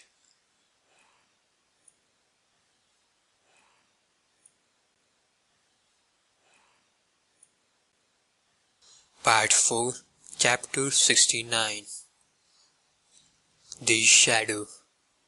Scarcely, however, was the voluntary beggar gone in haste, and Zarathustra again alone, when he heard behind him a new voice, which calleth out, Stay, Zarathustra, do wait. It is myself, forsooth, O Zarathustra, myself, thy shadow. Zarathustra did not wait, for a sudden irritation came over him on account of the crowd and the crowding in his mountains. Whither hath my lonesomeness gone? Spake he. It is verily becoming too much for me, these mountains form. My kingdom is no longer of this world. I require new mountains. My shadow calleth me. What matter about my shadow? Let it run after me. I run away from it. Thus spake Zarathustra to his heart, and ran away. But the one behind followed after him, so that immediately there were 3 runners, one after the other, namely, foremost the voluntary beggar, then Zarathustra, and thirdly and hindmost his shadow. But not long had they run thus, when Zarathustra became conscious of his folly, and shook off with one jerk all his irritation and detestation. What, said he, have not the most ludicrous things always happened to us old anchorites and saints? Verily, my folly hath grown big in the mountains. Now do I hear 6 old fools' legs rattling behind one another? But doth Zarathustra need to be frightened by his shadow? Also, methinketh that after all it hath longer legs than mine. Thus spake Zarathustra, and, laughing with eyes and entrails, he stood still and turned round quickly, and behold, he almost thereby threw his shadow and follower to the ground. So closely had the latter followed at his heels, and so weak was he, for when Zarathustra scrutinized him with his glance he was frightened as by a sudden apparition. So slender, swarthy, hollow, and worn out did his follower appear. Who art thou? asked Zarathustra vehemently. What doest thou here? And why callest thou thyself my shadow? Thou art not pleasing unto me. Forgive me, answered the shadow, that it is I, and if I please thee not, well, O Zarathustra, therein do I admire thee, and thy good taste. A wanderer am I, who have walked long at thy heels, always on the way, but without a goal, also without a home, so that verily I lack little of being the eternally wandering Jew, except that I am not eternal and not a Jew. What? Must I ever be on the way, wheeled by every wind, unsettled, driven about? O earth, thou hast become too round for me. On every surface have I already sat. Like tired dust have I fallen asleep on mirrors and window panes. Everything taketh from me, nothing giveth. I become thin, I am almost equal to a shadow. After thee, however, O Zarathustra, did I fly and high longest, and though I hid myself from thee, I was nevertheless thy best shadow. Wherever thou hast sat, there sat I also. With thee have I wandered about in the remotest, coldest worlds, like a phantom that voluntarily haunteth winter roofs and snows. With thee have I pushed into all the forbidden, all the worst and the furthest, and if there be anything of virtue in me, it is that I have had no fear of any prohibition. With thee have I broken up whatever my heart revered. All boundary stones and statues have I overthrown. The most dangerous wishes did I pursue. Verily, beyond every crime did I once go. With thee did I unlearn the belief in words, and words in great names. When the devil casteth his skin, doth not his name also fall away? It is also skin. The devil himself is perhaps skin. Nothing is true. All is permitted. So said I to myself. Into the coldest water did I plunge with head and heart. Ah, how oft did I stand there, naked on that account, like a red crab. Ah, where have gone all my goodness, and all my shame, and all my belief in the good? Ah, where is the lying innocence which I once possessed, the innocence of the good and of their noble lies? Too oft, verily, did I follow close to the heels of truth. Then did it kick me on the face. Sometimes I meant to lie, and behold, then only did I hit the truth. Too much had become clear unto me. Now it doth not concern me any more. Nothing liveth any longer that I love. How should I still love myself? To live as I incline, or not to live at all, so do I wish.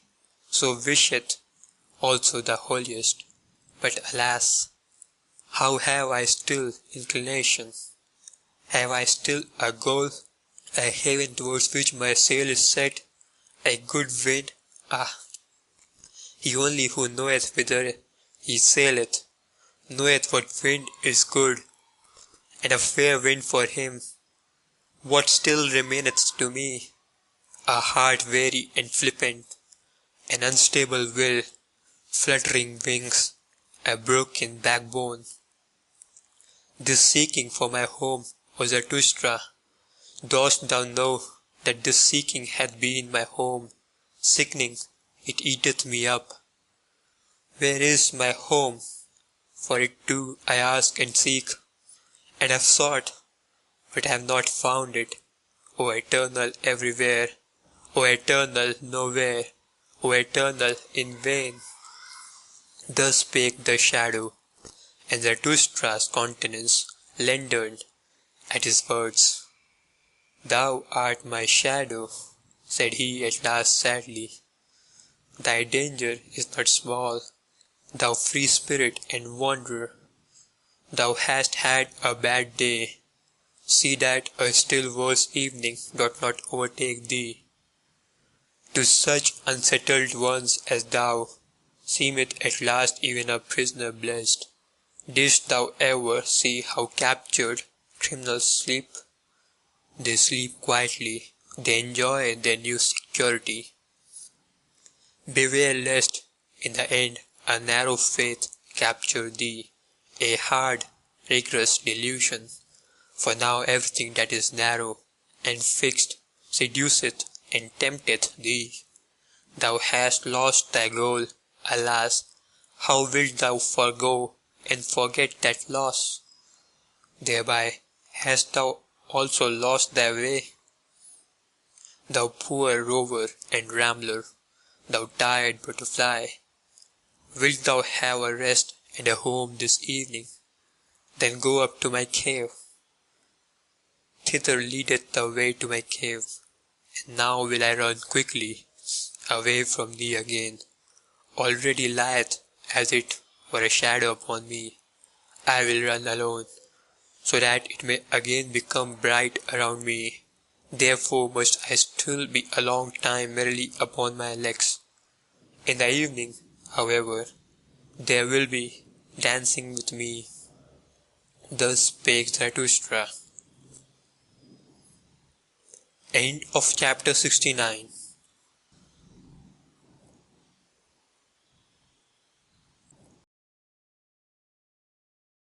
Part 4, Chapter 70.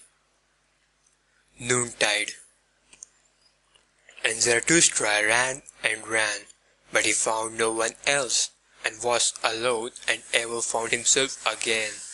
He enjoyed and quaffed his solitude, and thought of good things for hours. About the hour of noontide, however, when the sun stood exactly over Zarathustra's head, he passed an old, bent, and gnarled tree, which was encircled round by ardent love of a vine, and hidden from itself. From this there hung yellow grapes in abundance, confronting the wanderer. Then he felt inclined to quench a little thirst, and to bake off for himself a cluster of grapes. When, however, he had already his arm outstretched for that purpose, he felt still more inclined for something else, namely, to lie down beside the tree at the hour of perfect noontide and sleep. This Zarathustra did, and no sooner had he laid himself on the ground in the stillness and secrecy of the variegated grass, than he had forgotten his little thirst and fell asleep.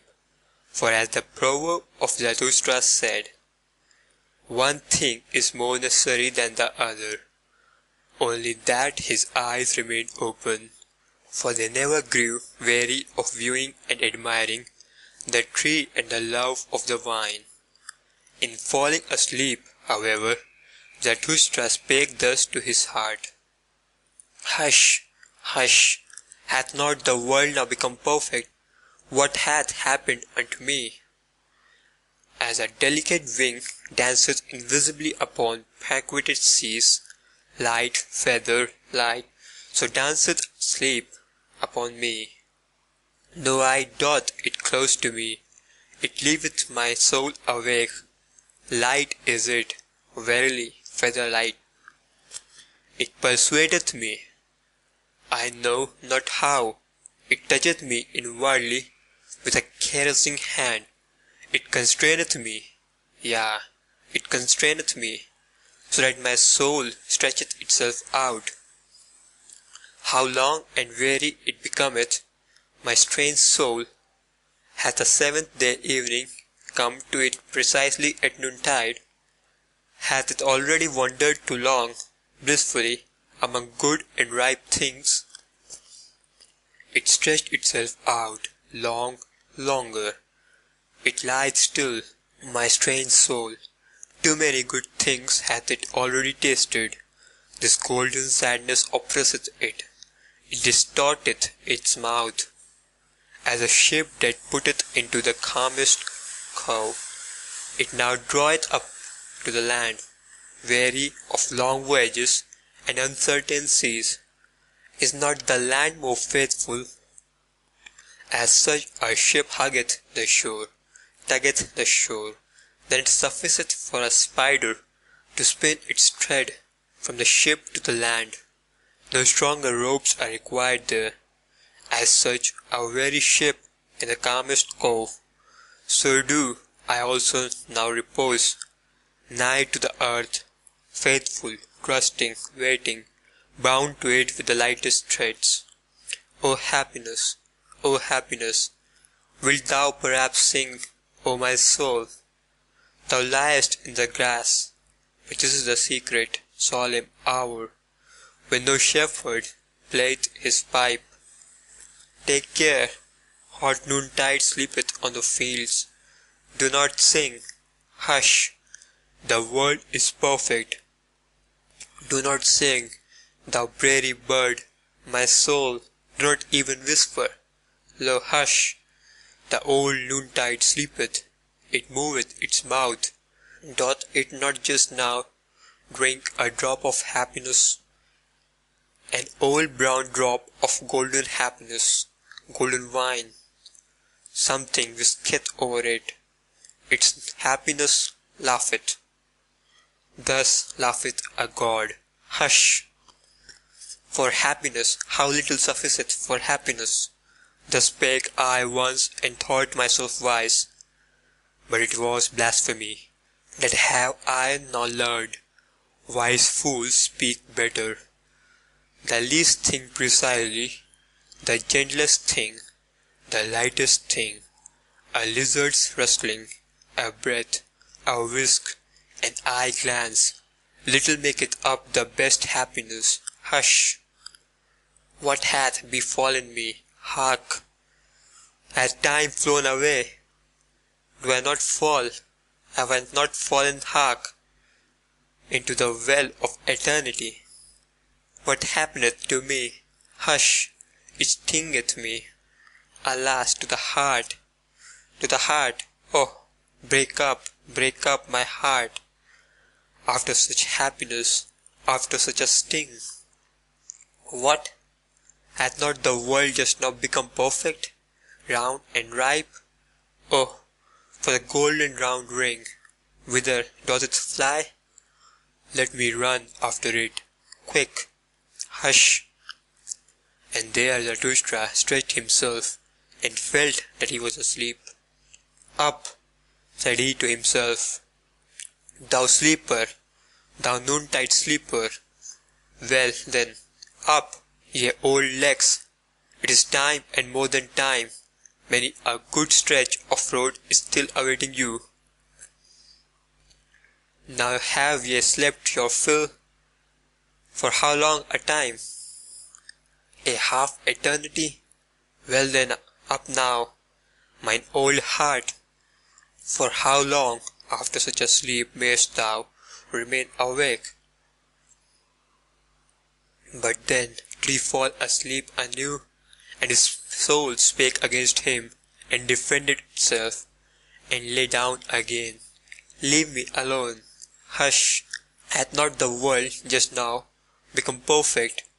Oh, for the golden round ball! Get up, said Zarathustra, thou little thief, thou sluggard. What, still stretching thyself, yawning, sighing, failing into deep wells? Who art thou then, O my soul? And here he became frightened, for a sunbeam shot down from heaven upon his face. O heaven above me, said he sighing, and sat upright.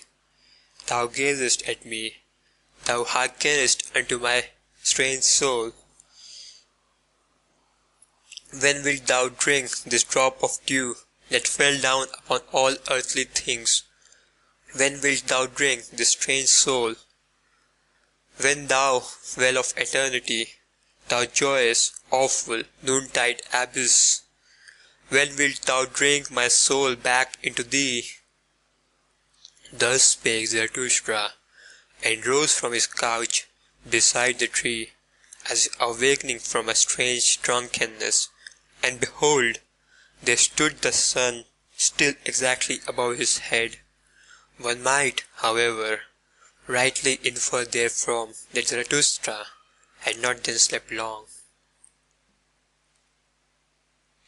End of chapter 70. Part 4, chapter 71. The Greeting. It was late in the afternoon, only when Zarathustra, after long useless searching and strolling about, again came home to his cave. When, however, he stood over against it, not more than 20 paces therefrom, the thing happened which he now least of all expected. He heard anew the great cry of distress, and extraordinary. This time the cry came out of his own cave. It was a long, manifold, peculiar cry, and Zarathustra plainly distinguished that it was composed of many voices. Although heard at a distance, it might sound like the cry out of a single mouth. Thereupon Zarathustra rushed forward to his cave, and behold, what a spectacle awaited him after that concert! For there did they all sit together, whom he had passed during the day, the king on the right and the king on the left, the old magician, the pope, the voluntary beggar, the shadow, the intellectually conscientious one, the sorrowful soothsayer, and the ass. The ugliest man, however, had set a crown on his head, and had put round him 2 purple girdles, for he liked, like all ugly ones, disguise himself, and play the handsome person. In the midst, however, of this sorrowful company stood Zarathustra's eagle, ruffled and disquieted, for it had been called upon to answer too much, for its pride had not any answer.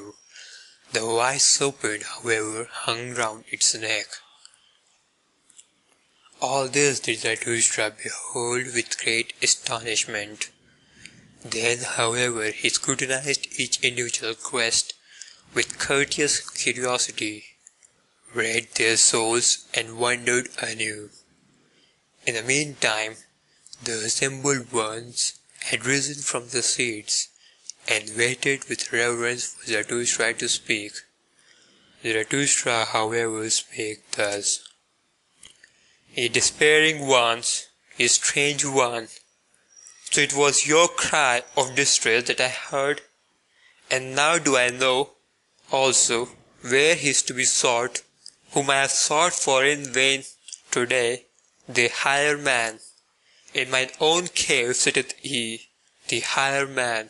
But why do, I wonder, have not I myself allured him to me by honey offerings and artful lure calls of my happiness?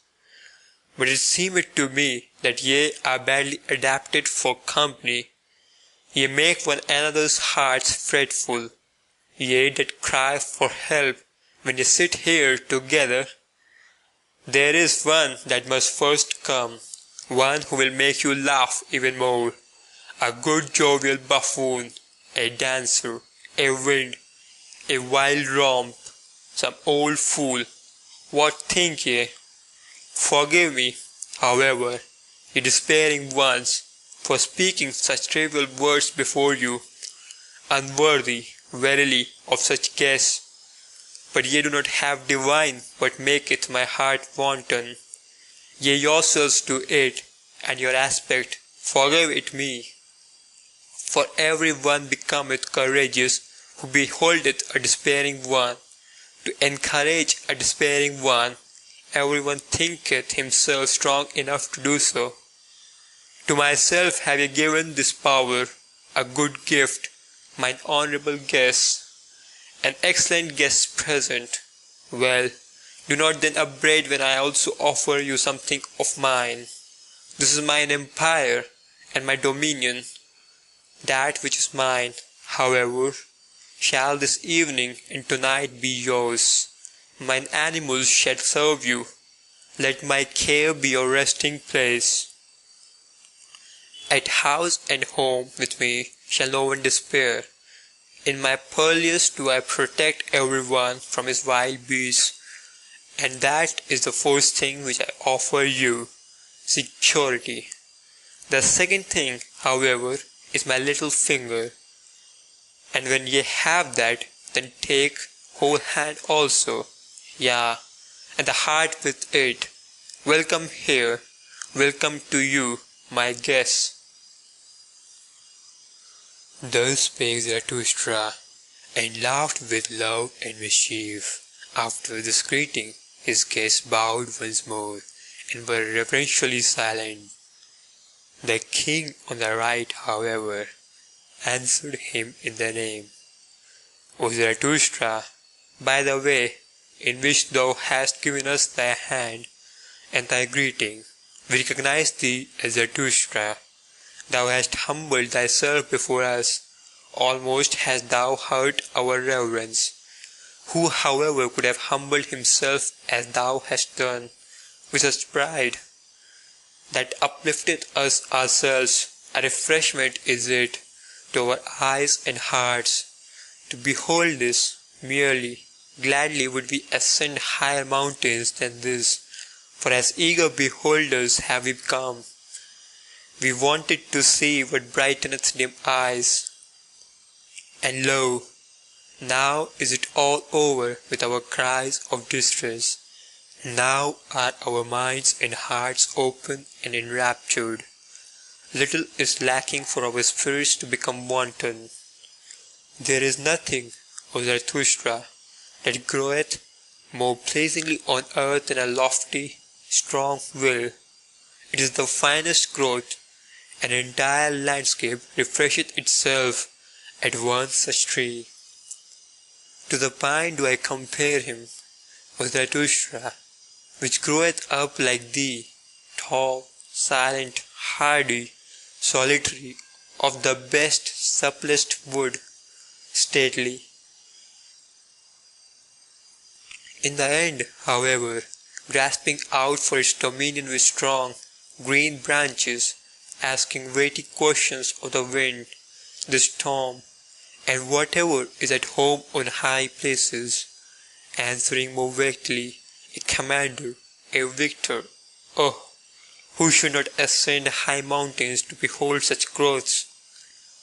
At thy tree, O Zarathustra, the gloomy and ill-constituted also refresh themselves. At thy look even the wavering become steady, and heal their hearts. And verily towards thy mountain and thy tree do many eyes turn today. A great longing hath arisen, and many have learned to ask, Who is Zarathustra? And those into whose ears thou hast at any time dipped thy song and thy honey, all the hidden ones, the lone dwellers and the twain dwellers, have simultaneously said to their hearts, Doth Zarathustra still alive? Is it no longer worthwhile to live? Everything is indifferent, everything is useless, or else we must live with Zarathustra. Why doth he not come who hath so long announced himself? Thus do many people ask, hath solitude swallowed him up? Or should we perhaps go up to him? Now does it come to pass that solitude itself becometh fragile and breaketh open, like a grave that breaketh open and can no longer hold its dead. Everywhere one seeth resurrected ones. Now do the waves rise and rise around thy mountain, O Zarathustra, and however high be thy height, many of them must rise up to thee. Thy bow shall not rest much longer on dry ground, and that we despairing ones have now come into thy cave, and already no longer despair. It is but a prognostic and a presage that better ones are on the way to thee. For they themselves are on the way to thee, the last remnant of God among men, that is to say, all the men of great longing, of great loathing, of great satiety. All who do not want to live unless they learn again to hope, unless they learn from thee, O Zarathustra, the great hope. Thus spake the king on the right, and seized the hand of Zarathustra in order to kiss it. But Zarathustra checked his veneration and stood back frightened, fleeing as it were silently and suddenly into the far distance. After a little while, however, he was again at home with his guests, looked at them with clear scrutinizing eyes and said, "My guests, ye higher men, I will speak plain language and plainly with you. It is not for you that I have waited here in these mountains." "Plain language and plainly? Good God," said here the king on the left to himself.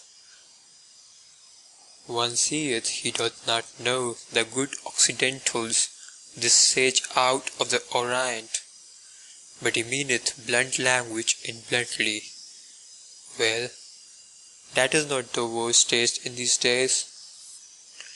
Ye may verily all of you be higher men," continued Zarathustra, "but for me ye are neither high enough nor strong enough. For me, that is to say, for the inexorable which is now silent in me, but will not always be silent. And if ye appertain to me, it is not as my right arm. For he who himself standeth like you, on sticky and tender legs, wisheth above all to be treated indulgently, whether he be conscious of it or hide it from himself. My arms and my legs, however, I do not treat indulgently. I do not treat my warriors indulgently. How then could ye be fit for my warfare? With you I should spoil all my victories, and many of you would tumble over if ye but heard the loud beating of my drums. Moreover, ye are not sufficiently beautiful and well born for me. I require pure, smooth mirrors for my doctrine. On your surface even mine own likeness is distorted. On your shoulders presseth many a burden, many a recollection, many a mischievous dwarf squatteth in your corners. There is concealed populace also in you. And though ye be high and of a higher type, much in you is crooked and mishapen.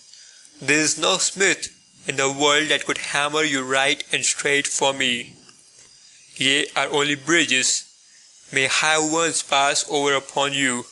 Ye signify steps, so do not upbraid him who ascendeth beyond you into his height. Out of your seed there may one day arise for me a genuine son, and perfect heir, but that time is distant. Ye yourselves are not those unto whom my heritage and name belong. Not for you do I wait here in these mountains. Not with you may I descend for the last time.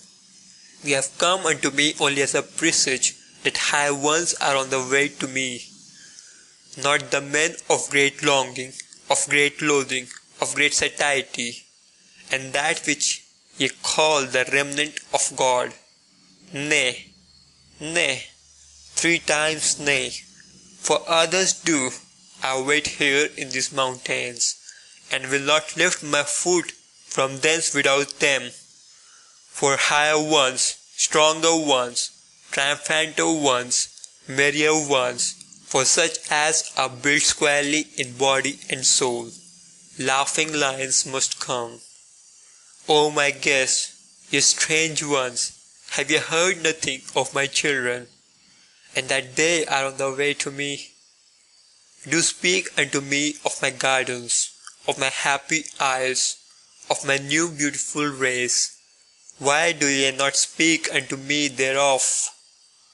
This guest present do I solicit of your love, that ye speak unto me of my children. For them am I rich, for them I became poor. What have I not surrendered? What would I not surrender that I might have one thing? These children, this living plantation, these life trees of my will and my highest hope. Thus spake Zarathustra, and stopped suddenly in his doctrine, for his longing came over him, and he closed his eyes and his mouth, because of the agitation of his heart.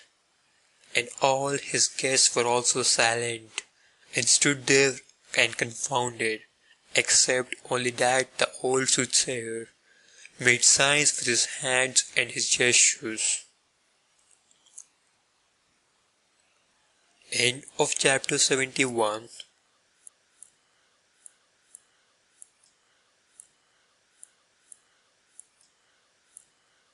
Part 4, Chapter 72. The Supper. For at this point, the soothsayer interrupted the greeting of Zarathustra and his guests. He pressed forward as one who had no time to lose, seized Zarathustra's hand, and exclaimed, "But Zarathustra, one thing is more necessary than the other, so you sayest thou thyself well. One thing is now more necessary unto me than all others, a word at the right time. Didst thou not invite me to table? And here are many who have made long journeys. Thou dost not mean to feed us merely with discourses. Besides, all of you have thought too much about freezing, drowning, suffocating, and other bodily dangers. None of you, however, have thought of my danger, namely, perishing of hunger." Thus spake the soothsayer. When Zarathustra's animals, however, heard these words, they ran away in terror, for they saw that all they had brought home during the day would not be enough to fill the one soothsayer. "Likewise, perishing of thirst," continued the soothsayer, "and although I hear water splashing here like words of wisdom, that is to say, plenteously and unweariedly, I want wine. Not everyone is a born water drinker like Zarathustra, neither did water suit weary and withered ones. We deserve wine. It alone giveth immediate vigor and improvised health." On this occasion, when the soothsayer was longing for wine, it happened that the king on the left, the silent one, also found expression for once. "We took care," said he, "about wine. I, along with my brother the king on the right, we have enough of wine, a whole ass load of it, so there is nothing lacked but bread." "Bread," replied Zarathustra, laughing when he spake. "It is precisely bread that anchorites have not. But man doth not live by bread alone, but also by the flesh of good lambs, of which I have 2. These shall we slaughter quickly, and quick spicely with sage. It is so that I like them. And there is also no lack of roots and fruits, good enough even for the fastidious and dainty, nor the nuts and other riddles for cracking. Thus will we have a good repast in a little while, but whoever wishes to eat with us must also give a hand to the work, even the kings, for with Zarathustra even a king may be a cook." This proposal appealed to the hearts of all of them, save that the voluntary beggar objected to the flesh and wine and spices. "Just hear this glutton Zarathustra," said he jokingly. "Doth one go into caves and high mountains to make such repasts? Now indeed do I understand what he once taught us, blessed be moderate poverty, and why he wisheth to do away with beggars." "Be good of cheer," replied Zarathustra, "as I am. Abide by the customs. Thou excellent one, grind thy corn, drink thy water, praise thy cooking, if only it make thee glad. I am a law only for mine own, I am not a law for all. He, however, who belongeth unto me, must be strong of bone and light of foot, joyous in fight and feast, no sulker, no yawn or dreams, ready for the hardest task as for the feast, healthy and hale. The best belongeth unto mine and me, and if it be not given us, then do we take it the best food, the purest sky, the strongest thoughts, the fairest woman. Thus spake Zarathustra. The king on the right, however, answered and said, Strange, did one ever hear such sensible things out of the mouth of a wise man? And verily, it is the strangest thing in a wise man, if over and above he be still sensible, and not an ass. Thus spake the king on the right, and wondered. The ass, however, with ill will, said, yet to his remark. This, however, was the beginning of that long repast which is called the supper in the history books, and this there was nothing else spoken of but the higher man. End of chapter 72, part 4, chapter 73. The higher man. 1. When I came unto men for the first time, then did I commit the anchorite folly, the great folly. I appeared on the marketplace, and when I spake unto all, I spake unto none.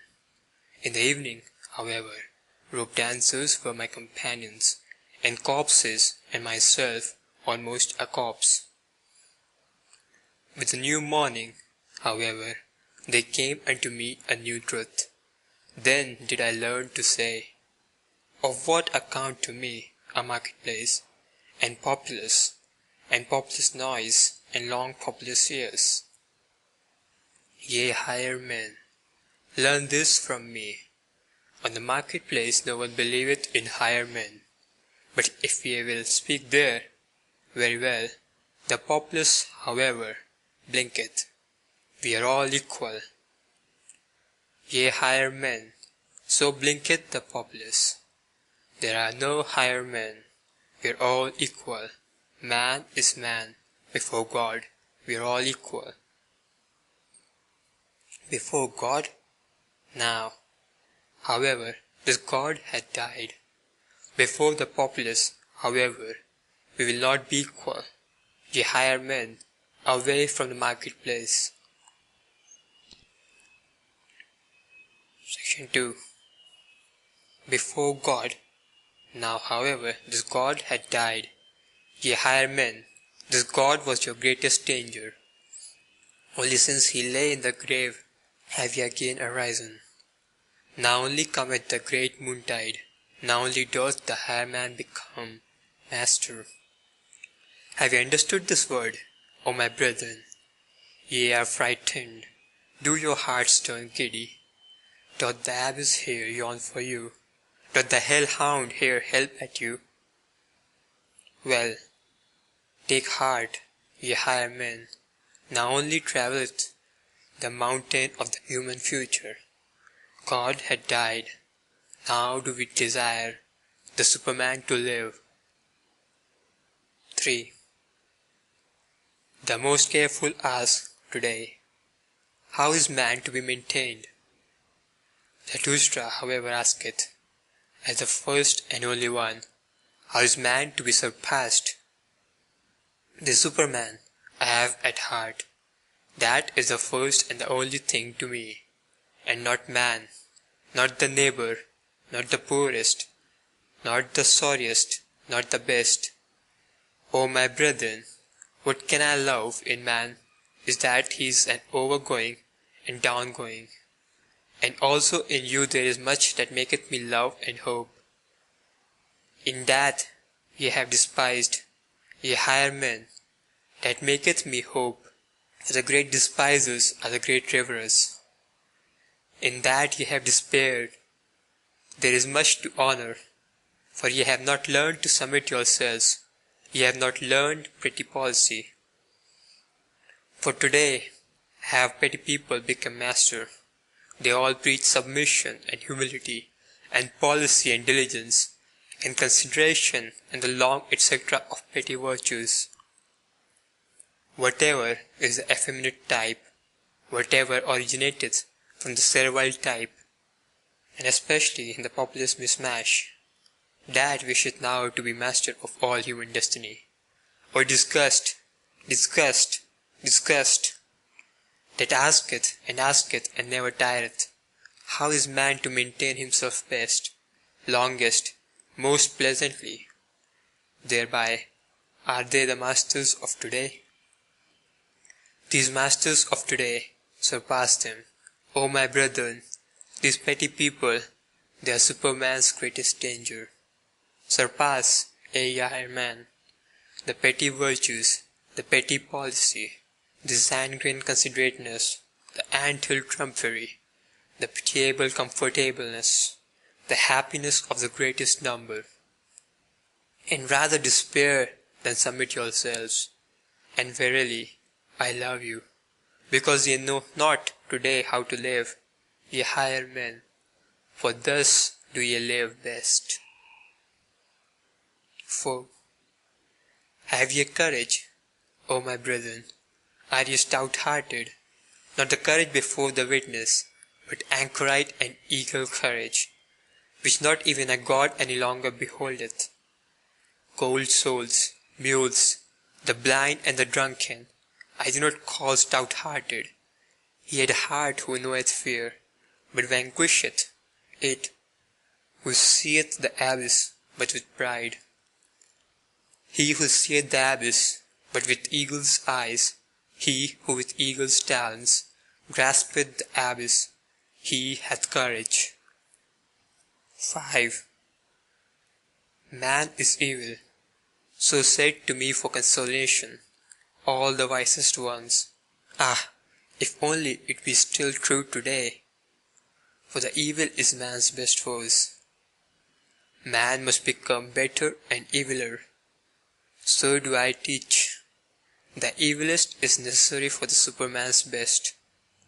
It may have been well for the preacher of the petty people to suffer and be burdened by men's sin. I, however, rejoice in great sin as my consolation. Such things, however, are not said for long ears. Every word, also, is not suited for every mouth. These are fine far-away things. At them sheep's claws shall not grasp. 6. Ye higher men, think ye that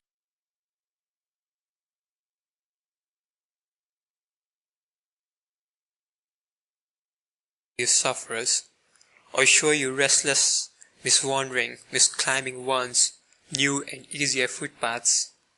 Nay, nay, 3 times nay, always more, always better ones of your type shall succumb. For ye shall always have it worse and harder. Thus only groweth man aloft to the height where the lightning striketh and shattereth him high enough for the lightning. Towards the few, the long, the remote go forth my soul, and my seeking, of what account to me are your many little, short miseries. Ye do not yet suffer enough for me, for ye suffer from yourselves. Ye have not yet suffered from man. Ye would lie if ye spake otherwise. None of you suffereth from what I have suffered. 7.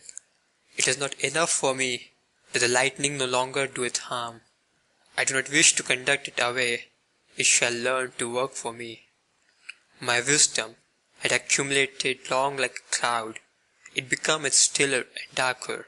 So doeth all wisdom, we shall one day bear lightnings. And to these men of today will I not be light, nor be called light. Them will I blind, lightning of my wisdom, put out their eyes. 8. Do not will anything beyond your power. There is a bad falseness in those who will beyond their power, especially when they will great things. For they awaken distrust in great things, these subtle false coiners and stage players, until at last they are false towards themselves, squint-eyed, whited cankers, glossed over with strong words, parade virtues and brilliant false deeds. Take good care there, ye higher men, for nothing is more precious to me and rarer than honesty. Is this today not that of the populace? The populace, however, knoweth not what is great and what is small, what is straight and what is honest. It is innocently crooked, it ever lieth. 9. Have a good distrust today, ye higher men, ye enheartened ones, ye open-hearted ones, and keep your reasons secret, for this today is that of the populace. What the populace once learned to believe without reasons, who could refute it to them by means of reasons? And on the marketplace one convinceth with gestures. But reasons make the populace distrustful, and when truth hath once triumphed there, then ask yourselves with good distrust, what strong error hath fought for it? Be on your guard also against the learned. They hate you because they are unproductive. They have cold, withered eyes before which every bird is unplumed. Such persons want about not lying, but inability to lie is still far from being love to truth. Be on your guard. Freedom from fever is still far from being knowledge. Refrigerated spirits I do not believe in. He who cannot lie doth know what truth is. 10. If ye would go up high, then use your own legs. Do not get yourselves carried aloft. Do not seat yourselves on other people's backs and heads. Thou hast mounted, however, on horseback. Thou now ridest briskly up to thy goal. Well, my friend, but thy lame foot is also with thee on horseback. When thou reachest thy goal, when thou alightest from the horse, precisely on thy height, thou higher man, then wilt thou stumble. 11. Ye creating ones, ye higher men, one is only pregnant with one's own child. Do not let yourselves be imposed upon or put upon. Who then is your neighbor? Even if ye act for your neighbor, ye still do not create for him. Unlearn, I pray you, this, for ye creating ones, your very virtue wisheth you to have naught to do with for, and on account of, and because. Against these false little words shall ye stop your ears. For one's neighbor is the virtue only of the petty people. There it is said, like and like, and hand washeth hand. They have neither the right nor the power for your self-seeking. In your self-seeking, ye creating ones, there is the foresight and foreseeing of the pregnant. What no one's eye hath yet seen, namely, the fruit, this sheltereth and saveth and nourisheth your entire love. Where your entire love is, namely, with your child, there is also your entire virtue. Your work, your will is your neighbor. Let no false values impose upon you. 12. Ye creating ones, ye higher men, whoever hath to give birth is sick. Whoever hath given birth, however, is unclean. Ask women, one giving birth, not because it giveth pleasure. The pain maketh hens and poets cackle. Ye creating ones, in you there is much uncleanliness. That is because ye have had to be mothers. A new child, oh, how much new filth hath also come into the world. Go apart, he who hath given birth shall wash his soul. 13. Be not virtuous beyond your powers, and seek nothing from yourselves opposed to probability. Walk in the footsteps in which your father's virtue hath already walked. How would ye rise high, if your father's will should not rise with you? He, however, who would be a firstling, let him take care lest he also become a lastling. And where the vices of your fathers are, there should ye not set up as saints. He whose fathers were inclined for women, and for strong wine and flesh of wild boar swine, what would it be if he demanded chastity of himself? A folly would it be. Much, verily, doth it seem to me for such a one, if he should be the husband of one, or two, or of three women. And if he found in monasteries, and inscribed over their portals, the way to holiness, I should still say, what good is it? It is a new folly. He hath founded for himself a penance, house and refuge. House much good may it do, but I do not believe in it. In solitude there groweth what any one bringeth into it, also the brute in one's nature. Thus is solitude inadvisable unto many. Had there ever been anything filthier on earth than the saints of the wilderness? Around them was not only the devil loose, but also the swine. 14. Shy, ashamed, awkward, like the tiger whose spring hath failed. Thus, ye higher men, have I often seen you slink aside, a caste which a maid had failed. But what doth it matter? He dies plays. He had not learned to play and mock, as one must play and mock. Do we not ever sit at a great table of mocking and playing?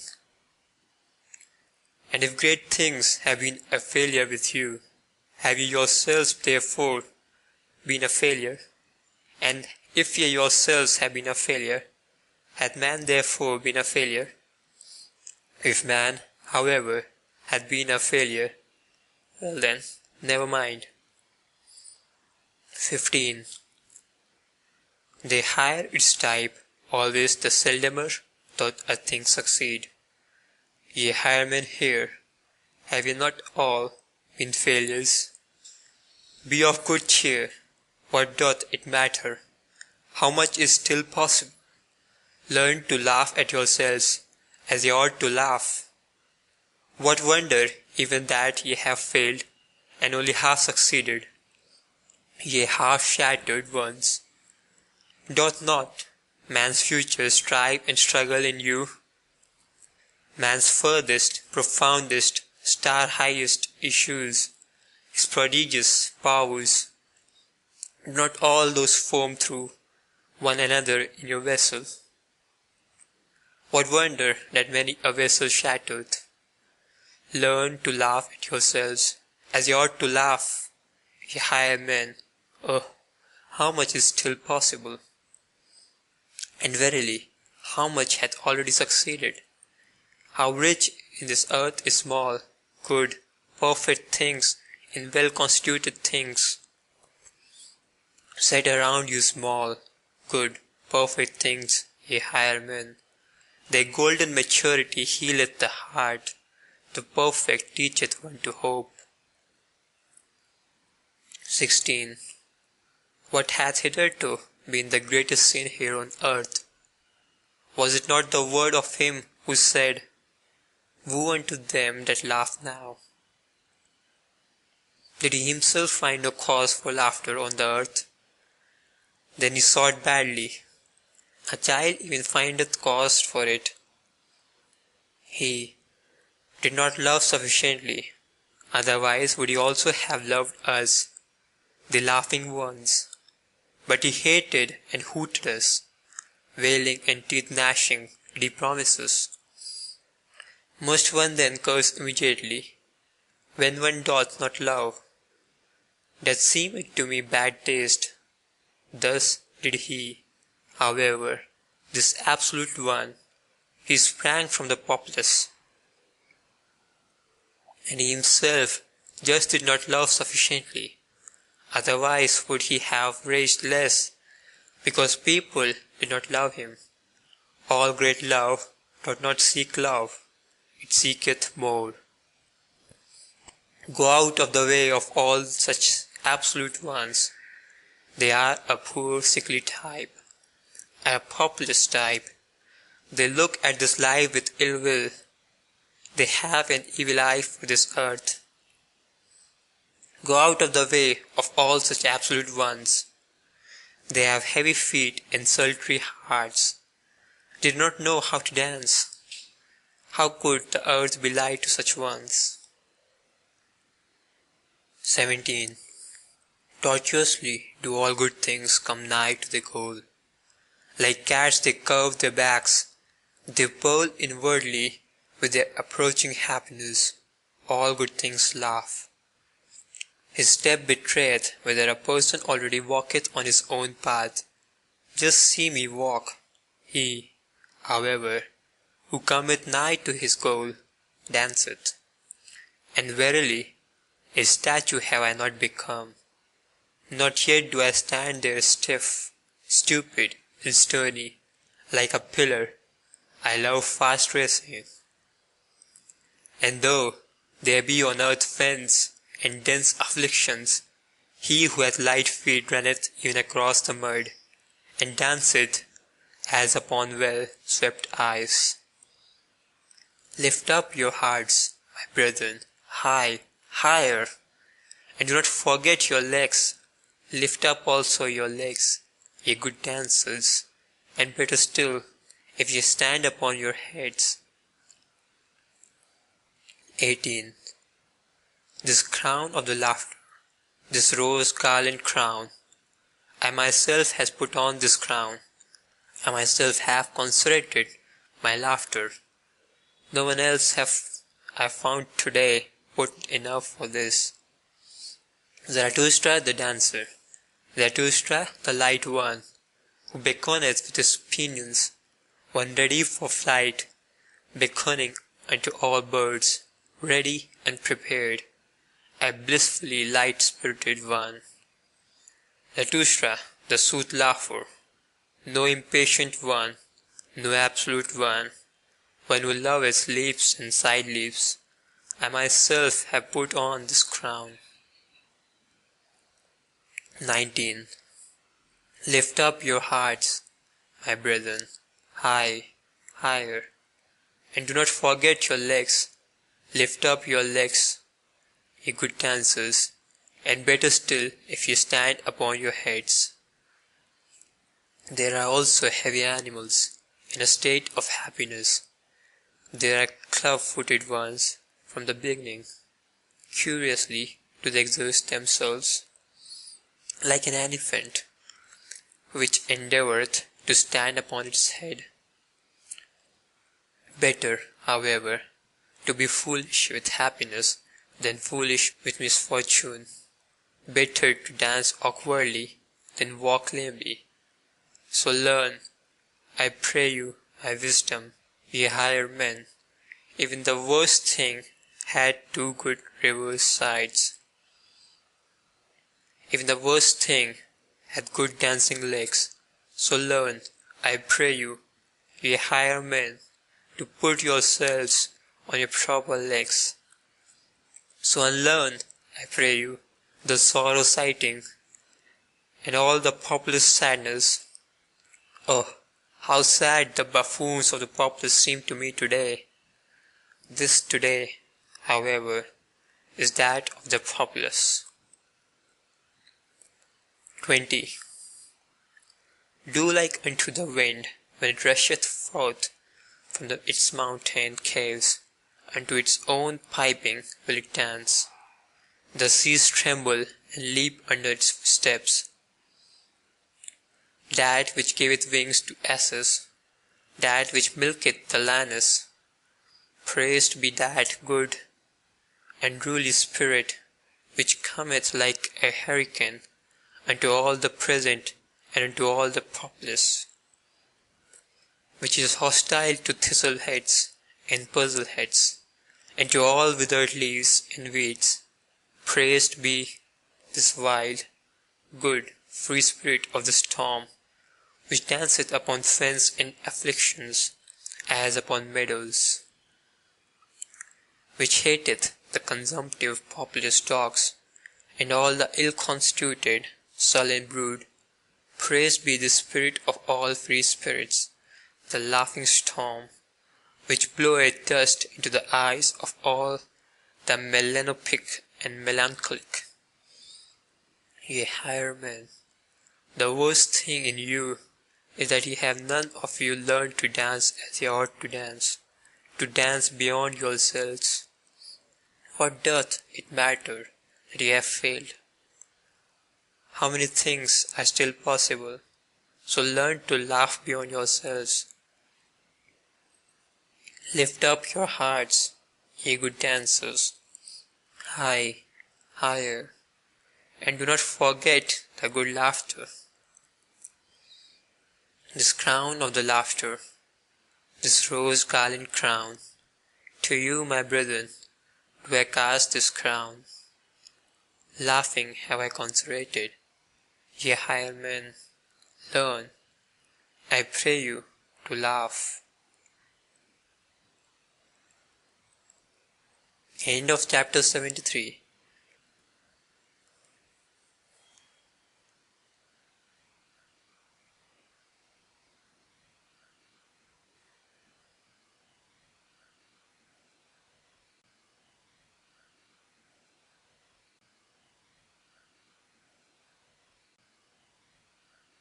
Part 4, Chapter 74. The Song of Melancholy. 1. When Zarathustra spake these sayings, he stood nigh to the entrance of his cave. With the last words, however, he slipped away from his guests, and fled for a little while into the open air. "O pure odours around me," cried he, "O blessed stillness around me! But where are mine animals? Hither, hither, mine eagle and my serpent! Tell me, mine animals, these higher men, all of them, do they perhaps not smell well? O pure odours around me! Now only do I know and feel how I love you, mine animals." And Zarathustra said once more, "I love you, mine animals." The eagle, however, and the serpent pressed close to him when he spake these words, and looked up to him. In this attitude were they all three silent together, and sniffed and sipped the good air with one another. For the air here outside was better than with the higher men. 2. Hardly, however, had Zarathustra left the cave, when the old magician got up, looked cunningly about him, and said, "He is gone! And already, ye higher men, let me tickle you with this complimentary and flattering name, as he himself doeth. Already doth mine evil spirit of deceit and magic attack me, my melancholy devil, which is an adversary to this Zarathustra from the very heart. Forgive it for this. Now doth it wish to conjure before you, it hath just its hour, in vain do I struggle with this evil spirit. Unto all of you, whatever honors ye like to assume in your names, whether you call yourselves the free spirits, or the conscientious, or the penitents of the spirit, or the unfettered, or the great longers, unto all of you, who, like me, suffer from the great loathing, to whom the old God hath died, and as yet no new God lieth in cradles and swaddling clothes, unto all of you is mine evil spirit and magic, devil favorable. I know you, ye higher men, I know him. I know also this fiend whom I love in spite of me, this Zarathustra. He himself often seemeth to me like the beautiful mask of a saint, like a new strange mummery, in which mine evil spirit, the melancholy devil, delighteth. I love Zarathustra, so doth it often seem to me, for the sake of mine evil spirit. But already doth it attack me and constrain me, this spirit of melancholy, this evening twilight devil, and verily, ye higher men, it hath a longing. Open your eyes, it hath a longing to come naked, whether male or female I do not yet know. But it cometh, it constraineth me, alas, open your wits. The day dieth out, unto all things cometh now the evening, also unto the best things. Hear now and see, ye higher men, what devil, man or woman, this spirit of evening melancholy is. Thus spake the old magician, looked cunningly about him, and then seized his harp. 3. In evening's limpid air, what time the dews soothing unto the earth downpour, invisibly and unheard, for tender shoe gear wear the soothing dews, like all that's kind gentle. Bethinkest thou then, bethinkest thou, burning heart, how once thou thirstedst for heaven's kindly teardrops and dew's down droppings, all singed and weary thirstedst? What time on yellow grass pathways, wicked occidental sunny glances through somber trees about thee sported, blindingly sunny glow glances, gladly hurting? Of truth the wooer? Thou, so taunted they, nay, merely poet, a brute insidious, plundering, groveling, that I must lie, that wittingly, wilfully I must lie. For booty lusting, motley masked, self-hidden, shrouded, himself his booty, he, of truth the wooer? Nay, mere fool, mere poet. Just motley speaking, from mask of fool confusedly shouting, circumambling on fabricated word bridges, on motley rainbow arches, twixt the spurious heavenly and spurious earthly, round us roving, round us soaring, mere fool, mere poet. He, of truth the wooer? Not still, stiff, smooth, and cold, become an image, a godlike statue, set up in front of temples, as a god's own door-guard. Nay, hostile to all such truthfulness statues, in every desert homelier than at temples, with caddish wantonness, through every window leaping quickly into chances, every wild forest a-sniffing, greedily longing, sniffing, that thou, in wild forests, 'mong the motley speckled fierce creatures, shouldest rove, sinful sound and fine colored, with longing lips smacking, blessedly mocking, blessedly hellish, blessedly bloodthirsty, robbing, skulking, lying roving. Or unto eagles, like which fixedly, long adown the precipice look, adown their precipice. Oh, how they whirl down now, thereunder, therein, to ever deeper profoundness whirling. Then, sudden, with aim aright, with quivering flight, on lambkins pouncing, headlong down, sore hungry, for lambkins longing, fierce 'gainst all the lamb spirits, furious fierce, all that look sheep-like, or lamb-eyed, or crisp-woolly, grey with lamb-sheep kindliness. Even thus, eagle-like, panther-like, are the poet's desires, are thine own desires, 'neath 1,000 guises. Thou fool, thou poet! Thou who all mankind viewest, so God, as sheep, the God to rend within mankind, as the sheep in mankind, and in rending, laughing. That is thine own blessedness, of a panther and eagle blessedness, of a poet and fool the blessedness. In evening's limpid air, what time the moon's sickle, green, twixt the purple glowings, and jealous, stealeth forth, of day the foe, with every step in secret, the rosy garland hammocks, down sickling, till they've sunken down nightwards, faded, down sunken. Thus had I sunken one day, from mine own truth and sanity, from mine own fervid day longings, of day aweary, sick of sunshine, sunk downwards, evenwards, shadowwards, by one sole trueness, all scorched and thirsty. Bethinkest thou still, bethinkest thou, burning heart, how then thou thirstedest, that I should banned be from all the trueness, mere fool, mere poet.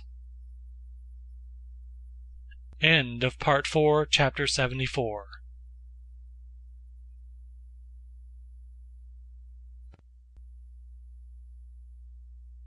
Part 4, Chapter 75. Science. Thus sang the magician, and all who were present went like birds, unawares, into the net of his artful and melancholy voluptuousness. Only the spiritually conscientious one had not been caught. He at once snatched the harp from the magician, and called out, "Air! Let in good air! Let in Zarathustra! Thou makest this cave sultry and poisonous, thou bad old magician! Thou seducest, thou false one, thou subtle one, to unknown desires and deserts. And alas, that such as thou should talk and make ado about the truth! Alas, to all free spirits who are not on their guard against such magicians! It is all over with their freedom. Thou teachest and temptest back into prisons. Thou old melancholy devil, out of thy lament soundeth allurement. Thou resemblest those who with their praise of chastity secretly invite to voluptuousness." Thus spake the conscientious one. The old magician, however, looked about him, enjoying his triumph, and on that account put up with the annoyance which the conscientious one caused him. "Be still," said he with modest voice. "Good songs want to re-echo well. After good songs one should be long silent." Thus do all those present, the higher men. Thou, however, hast perhaps understood but little of my song. In thee there is little of the magic spirit. "Thou praisest me," replied the conscientious one, "in that thou separatest me from thyself. Very well! But, ye others, what do I see? Ye still sit there, all of you, with lusting eyes. Ye free spirits, whither hath your freedom gone? Ye almost seem to me to resemble those who have long looked at bad girls dancing naked. Your souls themselves dance. In you, ye higher men, there must be more of that which the magician calleth his evil spirit of magic and deceit. We must indeed be different. And verily, we spake and thought long enough together ere Zarathustra came home to his cave, for me not to be unaware that we are different. We seek different things, even here aloft, ye and I. For I seek more security. On that account have I come to Zarathustra. For he is still the most steadfast tower, and will today, when everything tottereth, when all the earth quaketh. Ye, however, when I see what eyes ye make, it almost seemeth to me that ye seek more insecurity, more horror, more danger, more earthquake. Ye long, it almost seemeth so to me, forgive my presumption, ye higher men, ye long for the worst and dangerousest life, which frighteneth me most, for the life of wild beasts, for forests, caves, steep mountains, and labyrinthine gorges. And it is not those who lead out of danger that please you best, but those who lead you away from all paths, the misleaders. But if such longing in you be actual, it seemeth to me nevertheless to be impossible.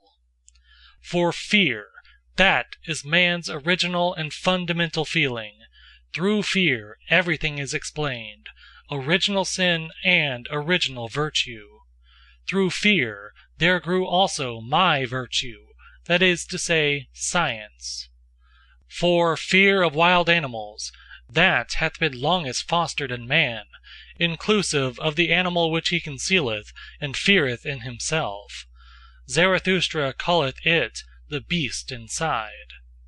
Such prolonged ancient fear at last becomes subtle, spiritual, and intellectual. At present, methinketh, it is called science. Thus spake the conscientious one, but Zarathustra, who had just come back into the cave, and had heard and divined this last discourse, threw a handful of roses to the conscientious one, and laughed on account of his truths. "Why," he exclaimed, "what did I hear just now? Verily, it seemeth to me thou art a fool, or else I myself am one. And quietly and quickly will I put thy truth upside down. For fear is an exception with us. Courage, however, and adventure, and delight in the uncertain, in the unattempted, courage seemeth to me the entire primitive history of man. The wildest and most courageous animals hath he envied and robbed of all their virtues. Thus only did he become man. This courage at last becomes subtle, spiritual, and intellectual, this human courage, with eagle's pinions and serpent's wisdom. This, it seemeth to me, is called at present—" "Zarathustra!" cried all of them there assembled, as if with one voice, and burst out at the same time into a great laughter. There arose, however, from them as it were a heavy cloud. Even the magician laughed, and said wisely, "Well, it is gone, mine evil spirit. And did I not myself warn you against it, when I said that it was a deceiver, a lying and deceiving spirit? Especially when it showeth itself naked. But what can I do with regard to its tricks? Have I created it and the world? Well, let us be good again, and of good cheer. And although Zarathustra looketh with evil eye, just see him, he disliketh me. Ere night cometh, will he again learn to love and laud me. He cannot live long without committing such follies. He loveth his enemies. This art knoweth he better than any one I have seen. But he taketh revenge for it on his friends." Thus spake the old magician, and the higher men applauded him, so that Zarathustra went round, and mischievously and lovingly shook hands with his friends, like one who hath to make amends and apologize to everyone for something. When, however, he had thereby come to the door of his cave, lo, then had he again a longing for the good air outside, and for his animals, and wished to steal out. End of Part 4, Chapter 75.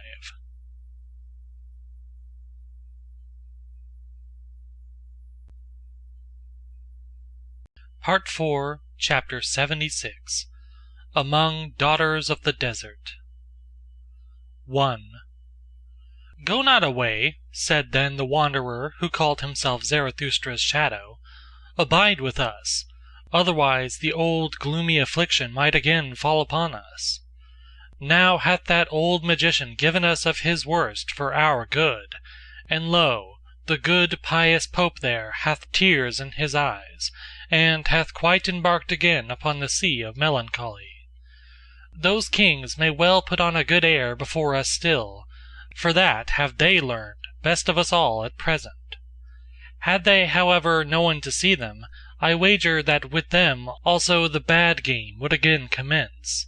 The bad game of drifting clouds, of damp melancholy, of curtained heavens, of stolen suns, of howling autumn winds. The bad game of our howling and crying for help. Abide with us, O Zarathustra. Here there is much concealed misery that wisheth to speak, much evening, much cloud, much damp air. Thou hast nourished us with strong food for men and powerful proverbs. Do not let the weakly, womanly spirits attack us anew at desert. Thou alone makest the air around thee strong and clear. Did I ever find anywhere on earth such good air as with thee in thy cave? Many lands have I seen. My nose hath learned to test and estimate many kinds of air, but with thee do my nostrils taste their greatest delight. Unless it be, unless it be, unless it be, do forgive an old recollection, forgive me an old after-dinner song, which I once composed amongst daughters of the desert. For with them was there equally good, clear, oriental air. There was I furthest from cloudy, damp, melancholy old Europe. Then did I love such oriental maidens and other blue kingdoms of heaven, over which hang no clouds and no thoughts. Ye would not believe how charmingly they sat there, when they did not dance, profound, but without thoughts, like little secrets, like beribboned riddles, like desert nuts, many-hued and foreign forsooth, but without clouds, riddles which can be guessed. To please such maidens, I then composed an after-dinner psalm. Thus spake the wanderer who called himself Zarathustra's shadow, and before anyone answered him, he had seized the harp of the old magician, crossed his legs, and looked calmly and sagely around him. With his nostrils, however, he inhaled the air slowly and questioningly, like one who in new countries tasteth new foreign air. Afterward he began to sing with a kind of roaring. 2. The deserts grow, woe him who doth them hide. Ha! Solemnly, in effect solemnly, a worthy beginning, Afric manner, solemnly, of a lion worthy, or perhaps of a virtuous howl monkey, but it's naught to you, ye friendly damsels dearly loved, at whose own feet to me, the first occasion, to a European under palm trees, a seat is now granted. Selah. Wonderful, truly, here do I sit now, the desert nigh, and yet I am so far still from the desert, even and not yet deserted. That is, I am swallowed down by this smallest oasis. It opened up, just yawning, its loveliest mouth agape, most sweet odored of all mouthlets, then fell I right in, right down, right through, in 'mong you, ye friendly damsels dearly loved. Selah. Hail, hail to that whale, fish-like, if it thus for its guests' convenience made things nice, ye well know surely my learned allusion. Hail to its belly, if it had e'er such loveliest oasis belly as this is, though, however, I doubt about it.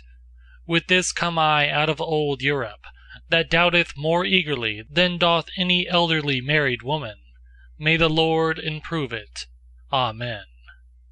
Here do I sit now, in this the smallest oasis, like a date indeed, brown, quite sweet, gold suppurating, for rounded mouth of maiden longing, but yet still more for youthful, maid-like, ice-cold and snow-white and incisory front teeth, and for such assuredly pine the hearts all of ardent date-fruits.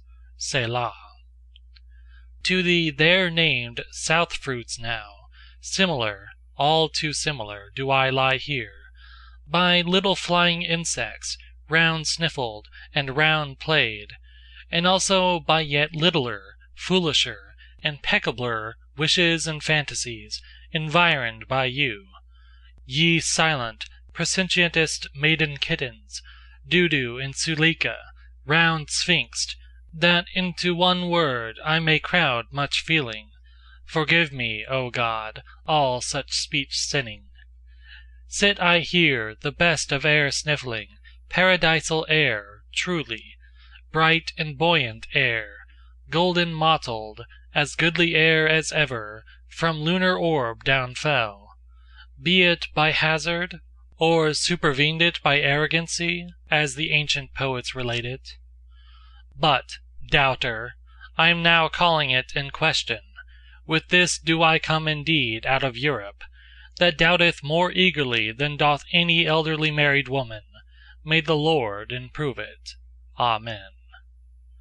This, the finest air drinking, with nostrils outswelled like goblets, lacking future, lacking remembrances, thus do I sit here, ye friendly damsels, dearly loved, and look at the palm tree there, how it to a dance girl like doth bow and bend, and on its haunches bob. One doth it too, when one vieweth it long, to a dance girl like, who, as it seemeth to me, too long, and dangerously persistent, always, always, just on single leg hath stood. Then forgot she thereby, as it seemeth to me, the other leg? For vainly I, at least, did search for the missing fellow jewel, namely the other leg, in the sanctified precincts, nigh her very dearest, very tenderest, flapping and fluttering and flickering skirting. Yea, if ye should, ye beauteous friendly ones, quite take my word, she hath, alas, lost it. Hoo, hoo, hoo, hoo, hoo. It is away, forever away, the other leg. O pity for that loveliest other leg! Where may it now tarry, all forsaken weeping, the lonesomest leg? In fear, perhaps, before a furious, yellow, blonde, and curled leonine monster? Or perhaps even gnawed away, nibbled badly, most wretched, woeful, woeful, nibbled badly. Selah. Oh, weep ye not, gentle spirits, weep ye not, ye date-fruit spirits, milk bosoms, ye sweetwood heart purslets, weep ye no more, pallid doo-doo.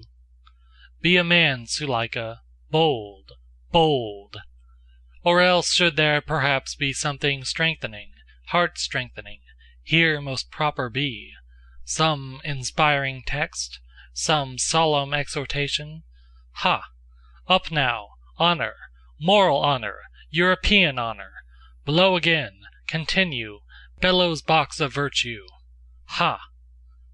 Once more thy roaring, thy moral roaring, as a virtuous lion, nigh the daughters of deserts roaring, for virtue's out-howl, ye very dearest maidens, is more than every European fervor, European hot hunger. And now do I stand here, as European, I can't be different, God's help to me. Amen. The deserts grow, woe him who doth them hide. End of Part 4, Chapter 76.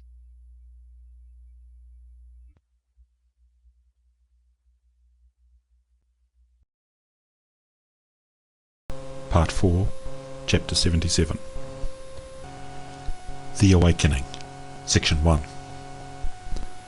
After the song of the wanderer in shadow, the cave became all at once full of noise and laughter, and since the assembled guests all spake simultaneously, and even the ass, encouraged thereby, no longer remained silent, A little aversion and scorn for his visitors came over Zarathustra, although he rejoiced at their gladness, for it seemed to him a sign of convalescence. So he slipped out into the open air and spoke to his animals. "Whither hath their distress now gone?" said he. And already did he himself feel relieved of his petty disgust. "With me it seemeth that they have unlearned their cries of distress, though alas, not yet their crying." And Zarathustra stopped his ears, for just then did the ye-ah of the ass mix strangely with the noisy jubilation of those higher men. "They are merry," he began again, "and who knoweth? Perhaps at their host's expense. And if they have learned of me to laugh, still it is not my laughter they have learned. But what matter about that? They are old people, they recover in their own way, they laugh in their own way. Mine ears have already endured worse, and have not become peevish. This day is a victory. He already yieldeth, he fleeth, the spirit of gravity, mine old arch-enemy. How well this day is about to end, which began so badly and gloomily. And it is about to end. Already cometh the evening. Over the sea rideth it hither, the good rider. How it bobbeth, the blessed one, the home, returning one, in its purple saddles.